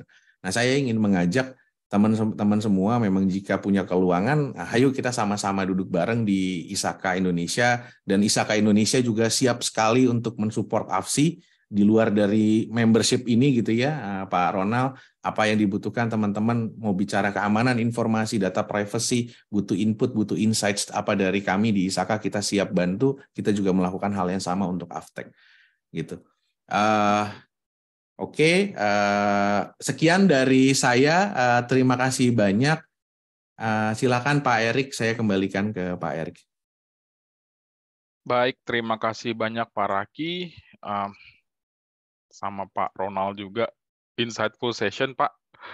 Keduanya tadi memang secara materi, walaupun beda konsentrasi gitu ya, tapi ketika dilihat lagi benang merahnya kuat gitu, karena pertumbuhannya ke arah teknologi khususnya memang bisa saling kolaborasi lah antara AFSI yang menjaga gawang untuk Islamic Fintech di Indonesianya dan juga ISAKA untuk menjaga tadi dari sisi ITGRC-nya, ditambah selain perkembangan teknologinya juga tadi sempat di kedua narasumber ini tadi nge-share mappingan policy ya, atau mungkin compliance atau regulasi gitu. Jadi itu relevan banget semakin ke sini, dan terakhir di akhir tahun lalu tadi Pak Raki juga udah meng-highlight gitu ya dari regulator PBI, POJK untuk mengeluarkan yang memang intinya untuk memperkuat lini keamanan informasi, khususnya di banking, non-banking, dan financial services lainnya.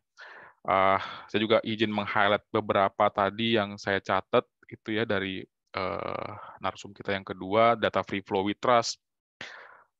Poin yang sangat penting juga tadi saya take note itu simplifikasi.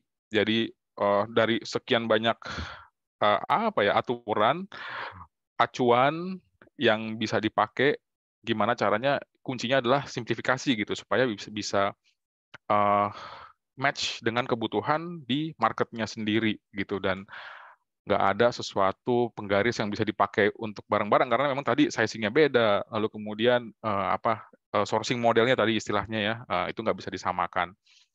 Dan saat terakhir tadi mungkin sedikit back to back ke tempatnya Pak Ronald juga tadi sempat ada satu slide cluster inovasi keuangan digital gitu. Saya ingat ada 15 blok di situ, dan wow, ternyata banyak, bisa dibilang hampir most likely blok itu, mayoritas blok itu tuh relate gitu ya dengan ITGRC tadi, yang mungkin ada blockchain, ada mungkin aspek credit scoring, EKYC yang tadi juga sempat dibahas beberapa kali, dan yang menarik juga RegTech tadi ya, digital elektronik. Jadi ya ini makin menjelaskan bahwa wow, ternyata memang sedemikian relate-nya gitu antara dua konsentrasi ini.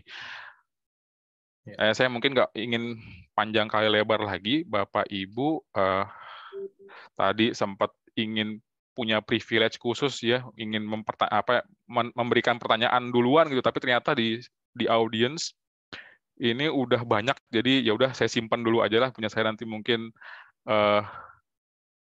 in personal aja lah, in touch sama Pak Raki atau sama Pak Ronald gitu ya untuk nanya-nanya. Saya izin untuk mengkutip dulu dari poin yang sudah masuk, ada mungkin sekitar hampir 10 pertanyaan ya, tapi saya mohon izin Bapak Ibu karena keterbatasan waktu, kita akan pilih beberapa, namun nanti mungkin di akhir session kalau misalkan dari Bapak Ibu ada yang ingin interaksi langsung dengan Pak Raki, dengan Pak Ronald, bisa nanti dari Pak Raki, Pak Ronald bisa share ini ya, mungkin preferable kontaknya.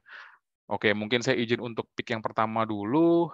Ini sebetulnya mirip dengan apa yang ingin saya tanyakan ya. Sebenarnya lebih ke Pak Ronald, Pak. Izin dari Pak Fiza Syarif, saya bacakan untuk poin pertanyaannya. Izin bertanya Pak Ronald, mohon dijelaskan mungkin aspek fundamental atau perbedaan antara fintech syariah dengan yang tidak syariah atau mungkin konvensional ya istilahnya gitu. Nah, ini mungkin bisa diberikan gambaran sekilas, Pak, mungkin untuk merefer ke pertanyaan Pak Fiza Syarif, atau mungkin tambahan juga perbedaan preposisinya, uniqueness-nya itu seperti apa sih Pak, mungkin terkait produk yang ditawarkan kepada konsumen dan investornya. Silakan, baik, Pak Ronald. Ya, baik. Terima kasih Pak Erik, dan terima kasih juga pertanyaan Pak Fiza. Ini pertanyaan paling fundamental ya, yang ngebedain apa gitu ya. Baik, kalau masyarakat tuh ada paradigma seolah-olah tuh semuanya sama aja, ya kan. Bedanya satu katanya bilangnya bagi hasil, satu bilangnya bunga, satu akadnya itu judulnya kontrak, satu ada Bismillahirrahmanirrahimnya gitu ya. Padahal harus jelas lebih dari itu. Pada dasarnya kami yang syariah itu adalah ada prinsip-prinsip tertentu, Pak, yang sesuai dengan ajaran di Islam, yaitu tentang keadilan. Contoh praktikalnya atau pragmatisnya, yaitu tadi Pak, ada konsep yang namanya denda. Nah, kalau di konvensional, ketika misalkan pengusaha itu ternyata gagal atau telat bayar, padahal bukan salahnya dia, gitu ya. Misalkan dia sudah deliver kerjaannya, tapi belum dibayar-bayar nih, maka ada kena berbunga atau kena penalti, kena denda. Kalau di syariah itu tidak ada, Pak. Jadi selama bisa dibuktikan bahwa ternyata proyek yang dibiayai itu ada resiko atau kegagalan bukan karena kemauan, gitu ya, maka tidak ada dendanya. Kalau yang di konvensional kan gitu ya, pokoknya telat mau berhasil atau enggak, ya pokoknya harus tambah penaltinya, dan kadang-kadang bunga berbunga. Kalau di syariah itu sama sekali tidak boleh, Pak. Kedua, kami juga lihat sektor-sektor yang tidak harmful buat society. Contoh ya, kami tentunya tidak bisa membiayai sektor alkohol dan lain sebagainya. Saya tidak perlu menjelaskan kenapa gitu ya. Tapi memang sesuai di ajaran itu memang tidak dianjurkan, tidak boleh gitu ya. Nah, itu mungkin paling dasar ya. Jadi konsep-konsep praktikalnya, syariah compliance-nya, karena kami mengacu pada tadi fairness, transparency, dan juga social impact atau mungkin sektoril. Jadi kami tidak boleh main sembarangan bikin yang namanya financial engineering, gitu ya kan. Kalau di konvensional bisa di financial engineering ya, structure perusahaan, project dan lain sebagainya. Di syariah kita bicara compliance itu banyak sekali, Pak. Jadi paling tidak itu menjelaskan contoh-contoh mendasar ya, bahwa fintech syariah pembedanya seperti itu. Terima kasih. Oke, terima kasih Pak Ronald. Mudah-mudahan poinnya menjawab ya ke pertanyaan dari Pak Fiza Syarif. Oke, mungkin saya izin untuk move ke pertanyaan berikutnya yang sudah masuk. Ini saya coba pilih dari yang kedua di sini, dari sebentar. Pak Gabriel Ming atau Bapak atau Ibu Gabriel Ming. Saya izin bacakan untuk pertanyaannya. Pagi Pak Raki, Pak Ronald, saya Gabriel. Melihat di awal fintech sejak 2018 itu harus didukung sama ekosistem pendukung fintech seperti eKYC, e-signing dan seterusnya gitu ya. Masalah yang terjadi habitat konsumen, PDP-nya belum terjaga dengan baik gitu. Nah, apakah teman-teman di industri telah menimbang menjaga kemampuan sistem kita di industri ya terkait dengan zero trust dan memberikan akses lebih banyak bagi pelanggan kita untuk memantau apa dan siapa yang mengakses data mereka sebagai konsumen. Nah, mungkin pertanyaan yang ini bisa di-refer ke kedua narsum ya, mungkin dari Pak Raki atau mungkin Pak Ronald untuk bisa memberikan tanggapan. Silakan, Pak. Mungkin saya persilakan Pak Raki dulu. Siap, Pak Ronald. Makasih Pak Gabriel, pertanyaannya menarik sekali gitu ya. Jadi kalau kita lihat, mungkin kemampuan ya, kalau kita bicara kemampuan ini unik ya, Indonesia ini sangat unik. Karena kalau kita di market gitu ya, di industri kita bisa ngelihat ada sebuah perusahaan yang sangat-sangat besar gitu ya, sangat-sangat advance. Dia bicara udah teknologi zero trust gitu ya, dia udah bicara data privacy, dia punya DPO dengan tim yang puluhan orang gitu isinya gitu. Kita bisa melihat perusahaan yang seperti itu, tapi di sisi lain kita lihat perusahaan yang nggak ngerti sama sekali. Karena nggak punya kemampuannya. Jadi PDP dia tahu gitu ya bahwa ada satu kewajiban untuk melindungi data pribadi, cuma dia nggak punya kemampuannya, dia nggak punya orang yang kuat untuk bisa ngelolanya. Jadi ini tantangan kalau kita bicara Indonesia. Sementara kalau kita bicara risiko, apakah hanya yang besar saja yang punya risiko? Enggak gitu. Semua perusahaan punya risiko. Kalau kita lihat serangan cyber sekarang ya di 2 tahun terakhir nih Bapak Ibu semua. Nggak ada tuh cuma nyerang pemerintah doang gitu atau perusahaan besar doang, nggak ada. Perusahaan sedang, perusahaan kecil juga diserang kok. Gitu, dampaknya ya kemana-mana gitu. Jadi menurut saya memang tantangan kita adalah pertama awareness gitu ya, awareness dulu deh, kita nggak usah bicara teknologi dulu yang kemana-mana gitu ya, tapi awareness dan tahu dulu gitu, gimana sih cara ngelolanya. Menurut saya ada 3 aspek selalu ya, saya bicaranya people, proses, teknologi. Kalau saya ngerasa people-nya dulu nih, jangan teknologinya dulu. Kalau teknologinya dulu nanti mubazir, beli teknologi mahal-mahal, people sama prosesnya nggak dilakukan. People-nya dulu paham, benerin prosesnya, baru lihat teknologi yang paling pas buat industrinya atau buat jenis perusahaannya. Gitu. Teknologi ini bisa macam-macam, atau bahkan bisa nggak perlu teknologi dulu gitu kan, itu kita perlu lihat gitu ya. Jangan kita tiba-tiba beli teknologi dan sehingga menjadinya mubazir. Kalau saya ngelihatnya gitu ya, di berbagai aspek nih saya agak cukup general aja dulu gitu. Nah, kalau e-KYC, e-signing ini juga menurut saya sangat positif sekali karena itu pasti membantu fintech. Tapi bicara PDP kan bicara proses yang nggak cuma di sisi sistem e-KYC-nya ya, tapi sistem e-KYC misalkan dia pasti bersentuhan. Tapi fintech-nya yang ngelola data, ngelola data pribadi ya juga pastinya juga punya kewajiban gitu. Jadi semua ini yang kita harus petakan sebenarnya. Intinya kan kalau data pribadi itu, data ini ada di mana, flow-nya kemana. Kalau misalkan dia ada transfer informasi, semana data transfer informasi itu dikasihnya. Informasi pribadi ini sebanyak apa di-share-nya ke tempat lain. Nah, begitu di-share sekian banyak, maka tanggung jawabnya juga ada di sistem-sistem atau perusahaan-perusahaan lain itu. Mungkin itu Pak Erik dari saya pandangan. Terima kasih Pak Raki. Baik, saya mungkin dinambahin apa yang Pak Raki sampaikan. Silakan. Ya. Masih related juga ya. Benar tadi size of the enterprise juga jadi matter ya, karena ini sebetulnya memang cukup by nature ya, by default. Yang kecil itu belum terlalu concern dengan hal seperti ini karena mereka masih mikirin bisnis. Gitu ya. Ketika bisnisnya sudah jalan, user makin banyak, nah ini mereka baru concern. Karena ternyata value-nya ada di situ nih. Di data mereka, di pelindungan mereka, supaya jangan sampai mereka kecewa, datanya kemana-mana, ujung-ujung mereka nggak ada trust lagi. Nah ini by nature, by default akan seperti itu. The more, the bigger, mereka akan makin concern tentang data atau value yang mereka punya. Gitu ya.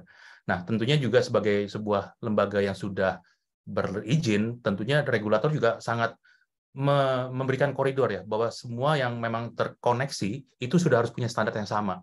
Contoh dalam hal ini ISO 27001 tentang sistem manajemen keamanan informasi. Kami memang lihat dari 4 kuadran tersebut, belum semuanya ya diharuskan menggunakan ISO 27001. Tapi cepat atau lambat semuanya akan terpapar ke sana. Gitu ya. Karena memang tadi kalau kita bicara peer-to-peer, security crowdfunding itu sudah mature, sudah semakin mature. Inovasi keuangan digital masih banyak yang memang sandboxing. Jadi apakah sudah cukup timingnya tepat untuk apply ISO 27001? Bahkan kalau kita bicara sampai blockchain, itu ISO-nya tambah lagi tuh. Kalau salah 27002 atau 2012 gitu ya. Kemarin saya dapat exposure seperti itu. Nah, jadi sebagai sebuah integrasi sistem tadi ya, perlindungan data pribadi, pemanfaatan ekosistem pendukung itu juga sudah harus istilahnya apa ya, same level playing field gitu. Teknologinya sudah bisa dipercaya gitu ya. Mungkin itu tambahan dari saya, Pak Erik. Mudah-mudahan menjawab Pak Gabriel Ming. Baik. Makasih Pak. Sama-sama Pak. Ya. Terima kasih Pak Ronald, Pak Raki, sudah di-emphasize juga. Tadi saya juga mengacu ke pertanyaan berikutnya, yang tadi sebetulnya mungkin masih selaras ya dengan pertanyaan sebelumnya dari Pak Fikri Pratama Arafif. Wah, mudah-mudahan juga bisa menjawab, karena concern-nya sama-sama terkait dengan kebocoran data. Pada intinya tadi di-share sama Pak Raki dan Pak Ronald, gimana caranya supaya bisa memiliki standar yang sama, gitu. Tapi lebih melihat nanti kebutuhannya sesuai dengan sizing-nya dan kebutuhan dari masing-masing startup tersebut tadi ya, yang memang di awal mereka fokus growth dulu gitu, baru nanti setelah sampai di titik tertentu mereka bisa fokus ke area yang lebih spesifik ke information security. Oke, terima kasih. Mungkin nambahin sedikit ya. Silakan Pak Ronald. Karena kalau saya dengar dari teman-teman bahwa kebocoran informasi itu biasanya datang dari internal, bukan gara-gara eksternal. Jadi people tadi yang Pak Raki sampaikan itu sangat tepat. Awareness ya Pak? Iya, betul. Jagain people kita dulu nih, bicara prosesnya. Nah, bicara teknologi tadi kan, people, proses teknologi ini juga sangat relevan. Banyak sekali teman-teman industri penyelenggara yang keburu pengen bikin pesawat terbang jet, tapi disuruh ngemudi ini bingung. gitu ya. Padahal kan kita bicara MVP, jalanin dulu, bikin sesuatu yang bisa gerak dulu. Ya kan, bikin mobil, mungkin bikin kereta dulu, nanti jadi mobil tanpa pilot, ya, tanpa driver gitu ya, segala macam. Prosesnya harus seperti itu, step by step. Terima kasih. Wow, nice insight Pak Ronald, terima kasih. Oke, mungkin saya coba nge-refer ke pertanyaan berikutnya yang sudah masuk lagi. Saya mau yang terakhir dari Pak atau Ibu Roriski Aldila.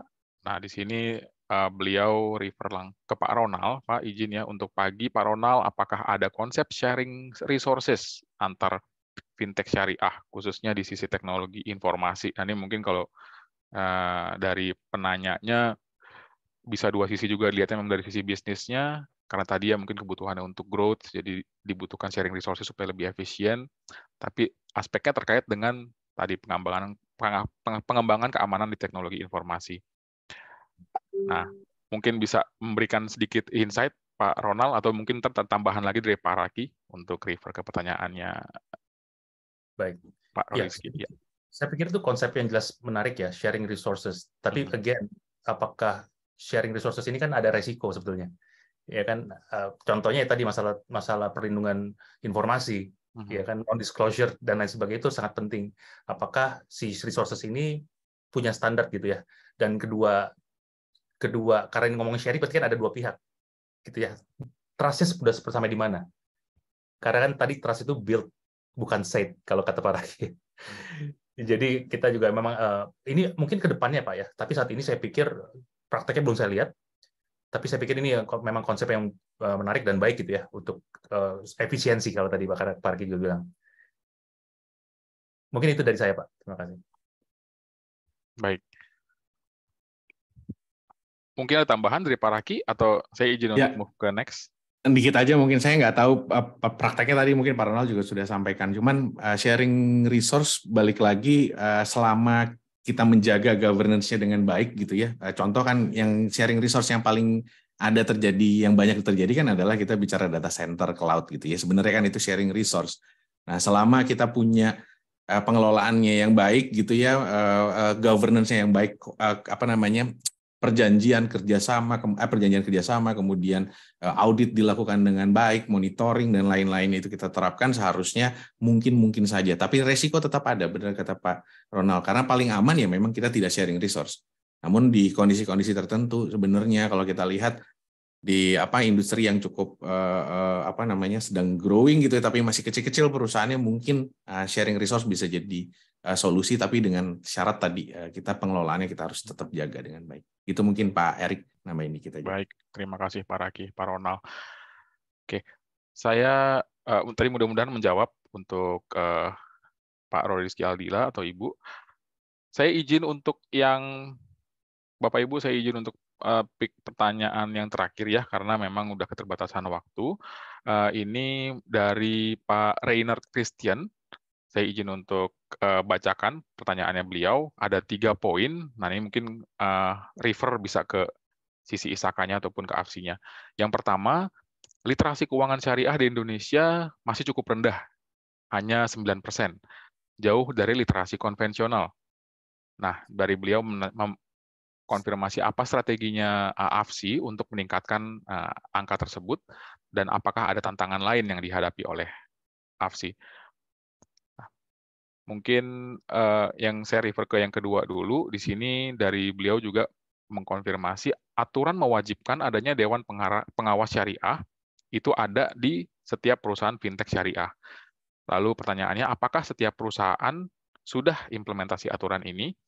Dan yang terakhir, yang poin ketiga, ini spesifik dari Pak Reynard, untuk ISAKA secara umum, apakah mayoritas fintech sudah melakukan atau membangun kapasitas audit ITGRC-nya secara konsisten dan reguler? Bila ada data dan informasi mengenai jumlah, mungkin bisa dipaparkan. Silakan dari Pak Ronald atau Pak Raki yang ingin menanggapi. Baik, saya dulu Pak Raki. Iya Pak, kayaknya banyakan di Bapak tuh Pak pertanyaannya.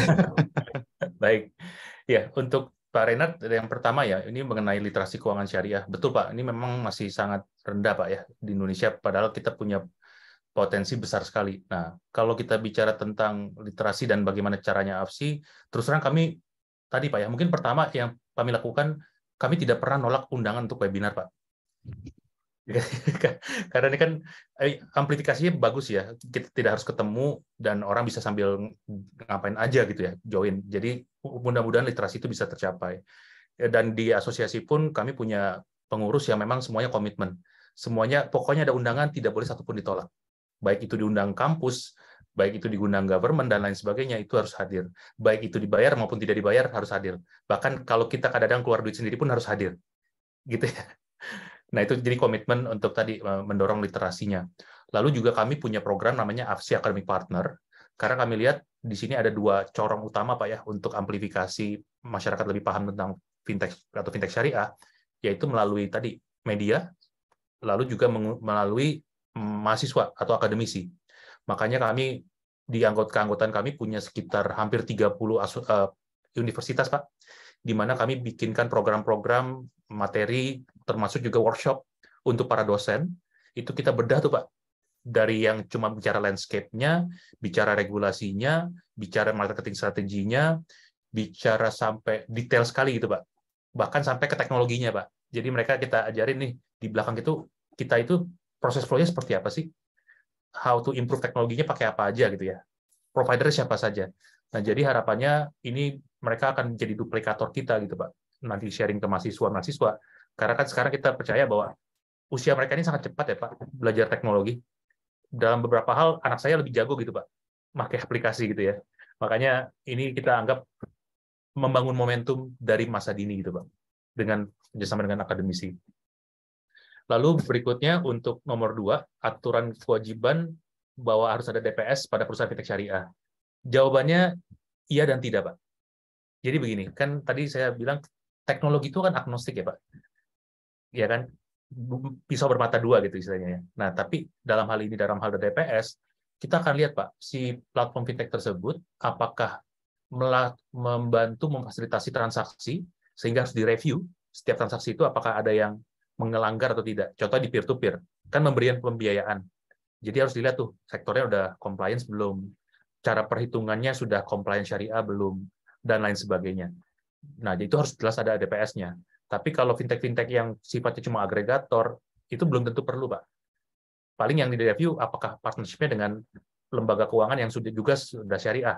Apakah ketika nasabah datang, mau nabung misalkan di bank syariah atau di bank konvensional.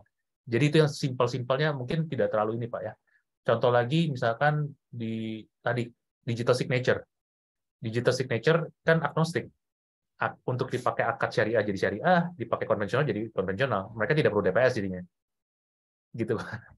Mungkin itu ya jawaban untuk 2 pertanyaan dari Pak Renat. Terima kasih. Makasih Pak Ronald. Mungkin yang poin ketiga, Pak Raki, silakan ya. Pak. Ya, ini makasih Pak Renat pertanyaannya. Secara umum, apakah mayoritas fintech sudah melakukan atau membangun kapasitas audit IT GRC ya? Berarti pertanyaannya seperti itu, apakah konsisten atau reguler? Jadi perlu tadi juga sebenarnya Pak Ronald sampaikan bahwa fintech itu juga terbagi menjadi beberapa area gitu ya. Jadi kalau kita bicara dia sistem pembayaran, Pak Renat, sistem pembayaran tentunya harus patuh terhadap aturannya Bank Indonesia. Bank Indonesia cukup ketat di peraturan mengenai PJSP ya, penyelenggara jasa sistem pembayaran, di mana di sana diatur tuh mengenai audit secara berkala, pengujian keamanan yang harus dilakukan secara berkala dan oleh pihak independen. Jadi kalau pertanyaannya mereka sudah membangun kapasitas audit IT atau GRC-nya, ya required by peraturan Pak. Jadi mau nggak mau, kalau nggak mereka nggak boleh beroperasi. Gitu ya. Jadi di sistem pembayaran itu sudah diatur. Bagaimana kalau dengan di perusahaan pembiayaan, gitu, di lending, gitu ya.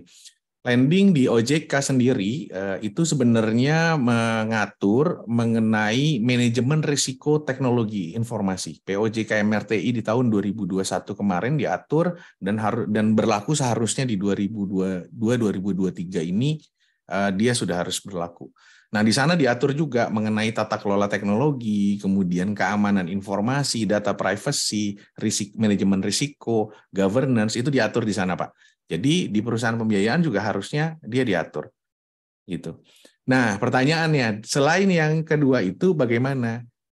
Secara aturan tidak ada. Biasanya, Pak, ini yang biasanya terjadi adalah kalau memang tidak didorong sama aturan, memang penerapannya tidak ada atau bahkan atau lemah gitu, kecuali perusahaannya cukup besar untuk timbul kepentingan gitu ya untuk dia menerapkan ITGRC, karena ITGRC ini dianggap nanti dululah gitu ya, yang penting bisnis dulu nih bisa makan gitu baru implementasi ini. Benar di satu sisi, tapi saya kurang sepakatnya adalah harusnya kita bisa menerapkan secara bertahap. Jadi minim dulu nggak apa-apa gitu, tapi jangan blong sama sekali karena sustainability perusahaan bisa jadi pertanyaan. Nah, pertanyaannya selain tadi di sistem pembayaran dan juga di perusahaan pembiayaan, kita nggak punya datanya, Pak. Tapi kalau dari apa yang kita lihat, awareness mulai ada, namun implementasi sebenarnya masih belum menjadi fokus karena balik lagi mereka kemarin juga kita baru ngundang Pak Karania ya, Presiden Direkturnya OVO. Beliau bilang isu paling besar di fintech gitu ya, apalagi yang di small medium adalah affordability. Karena di tech winter seperti sekarang ini, rasanya itu sangat-sangat tidak menjadi prioritas gitu. Hidup dulu gitu yang paling nomor satu. Jadi saya rasanya sih di luar sistem pembayaran dan juga pembiayaan, perusahaan pembiayaan, fintech pembiayaan, rasanya masih minim implementasinya. Mungkin begitu jawabannya Pak Reinhard, Pak Erik. Baik, terima kasih banyak Pak Raki. Sudah dielaborasi, Pak Ronald juga terima kasih. Dan juga dari Pak Reinhard ya, untuk pertanyaannya yang komprehensif mewakili dua asosiasi ini. Mohon izin Bapak Ibu dan rekan-rekan, karena memang keterbatasan waktu, saya izin untuk tutup sesi Q&A-nya di pertanyaannya tadi yang terakhir, dan terima kasih juga untuk Pak Saipullah dan Pak Wahyudi dan Bapak Ibu lain yang sudah berkontribusi untuk mengajukan ya poin Q&A. Mungkin ke Pak Raki dan Pak Ronald kembali kita ya, udah di sesi terakhir.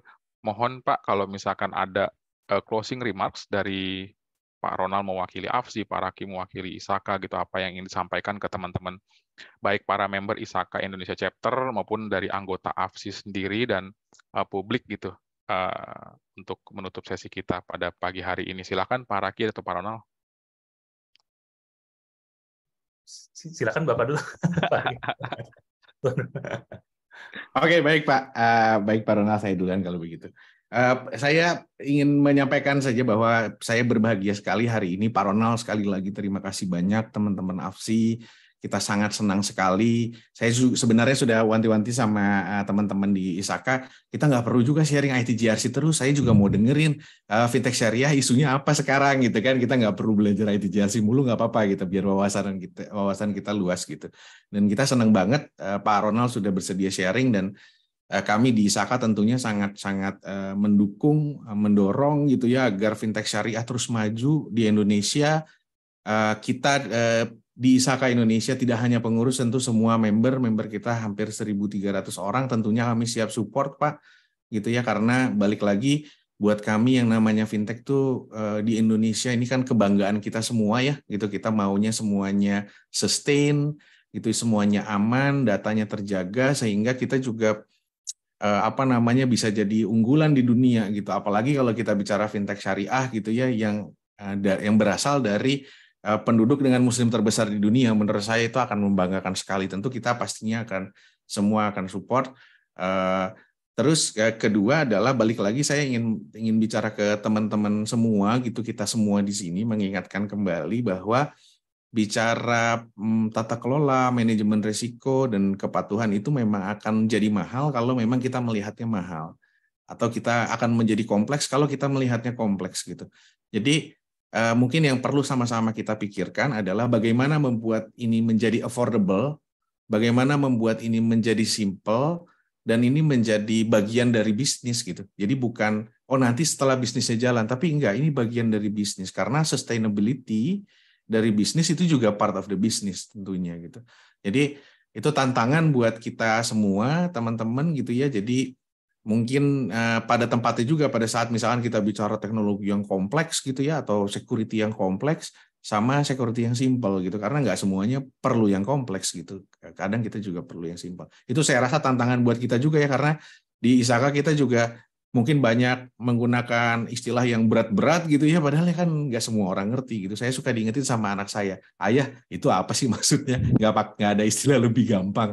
Ya itu jadi, oh iya ya, saya terlalu lebay gitu pakai istilah yang diketahui sama orang-orang tertentu saja. Mungkin itu Pak Erik, ini sekalian hikmah berpuasa, saya rasa banyak sekali belajar hari ini. Terima kasih. Assalamualaikum warahmatullahi wabarakatuh. Terima kasih Pak Raki. Waalaikumsalam. Baik. Monggo Pak Ronald, silakan.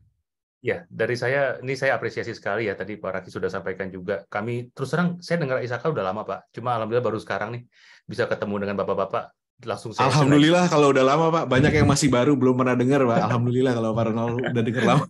Iya. Alhamdulillah kita bisa silaturahim Pak, tapi di bulan Ramadan ini ya Pak ya. Tadi dari kami tentunya sangat menyambut baik, kita berharap bisa kolaborasi lebih erat lagi. Mungkin nanti saya minta waktu juga teman-teman ISAKA buat sharing ke anggotanya AFSI. Mungkin hari ini karena ISAKA jadi hostnya gitu, nanti insya Allah dari AFSI lah yang jadi hostnya minta Siap. Insya Allah siap.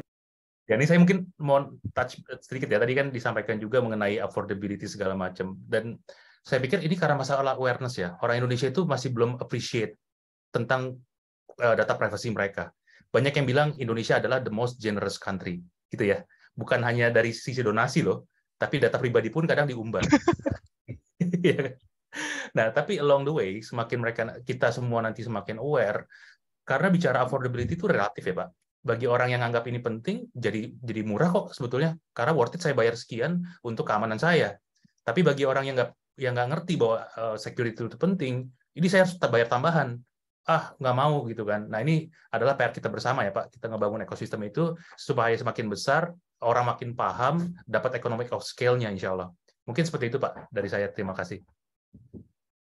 Baik. Terima kasih banyak Pak Ronald untuk elaborasinya dan closing remarks-nya. Nanti ini kan ada beberapa yang masih ingin bertanya gitu Pak. Ini kalau misalkan nanti dari rekan-rekan baik dari AFSI atau ISAKA ingin reach out ke Pak Raki atau ke Pak Ronald, bisa via apa Pak mungkin yang available Pak buat diskusi mungkin secara offline gitu. Pak Raki dulu. Ya, saya ada di sosial media. Saya bukan banci tampil, tapi memang saya ada aja di sosial media. Di LinkedIn kebetulan ada, di sosial media lainnya juga ada. Silakan reach out, tapi ya itu ya pastinya karena pertama pasti pekerjaan gitu, itu pasti nomor 2, nomor 3 baru agak nggak fast respon lah gitu kira-kira Pak Erik. Makasih Pak Erik. Cari nama saya aja banyak muncul di sosial media. Oke, noted Pak Raki. Baik, kalau saya mungkin saya prefer dari Instagram ya Bapak Ibu sekalian, sosial media juga. Kenapa? Karena kita sama-sama tahu ya, di sosial media itu efek buat exposure itu tinggi sekali. Namanya kita lagi mengiliterasi masyarakat, buat saya semakin banyak follower, banyak yang suka, maka akan ada algoritma buat nge-reach out orang-orang yang punya akses untuk niat interest tersebut. Makanya saya selalu menganjurkan gitu ya, kita saling support, ada kita temenan, lalu kita saling like, otomatis akan reach out-nya akan makin besar. Ini namanya membangun momentum bersama. Jadi ya harus kompak. Terima kasih. Saya sudah taruh di chat ya Pak, Bapak Ibu sekalian. Noted. Saya sudah follow Pak Ronald. Oh siap, saya follow back Kakak. Oke. Terima kasih Pak Ronald. Sekali lagi untuk para panelis, Pak Raki dan Pak Ronald, terima kasih banyak sudah berbagi insight ya pagi ini. Luar biasa ternyata banyak poin yang kita catat dan jadi pelajaran juga untuk kedua belah pihak. Mudah-mudahan bisa memberi manfaat lah untuk para audiens yang sudah hadir pada pagi hari ini. Terima kasih juga untuk rekan-rekan partisipan, audiens, khususnya rekan-rekan member ISAKA Indonesia Chapter dan teman-teman dari anggota Asosiasi Fintech Syariah Indonesia yang sudah hadir dan buat suasana diskusi jadi lebih hidup.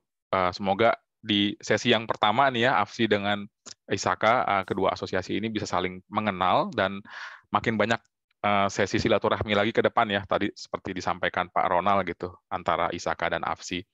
Dan tadi juga sekilas dari teman-teman yang sudah menyampaikan poin, saya izin untuk pick 3 pertanyaan ya Bapak Ibu untuk nanti bisa mendapatkan gift dari ISAKA Indonesia Chapter.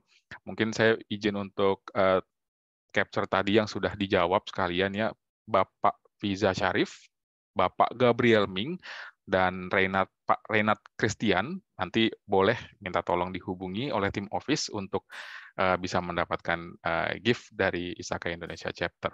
Oke, dari kami juga ingin mengucapkan kembali selamat menjalankan ibadah puasa untuk rekan-rekan yang menjalankan. Semoga diberikan berkah ya, kelancaran untuk ibadahnya sampai nanti hari kemenangan tiba. Dan selamat mudik untuk rekan-rekan yang mungkin akan mulai jalan-jalan di minggu depan ya. Hati-hati di jalan, semoga aman sampai tempat tujuan di kampung halaman. Demikian dari saya. Wassalamualaikum warahmatullahi wabarakatuh. Saya kembalikan ke host dan MC. Terima kasih Bapak Ibu.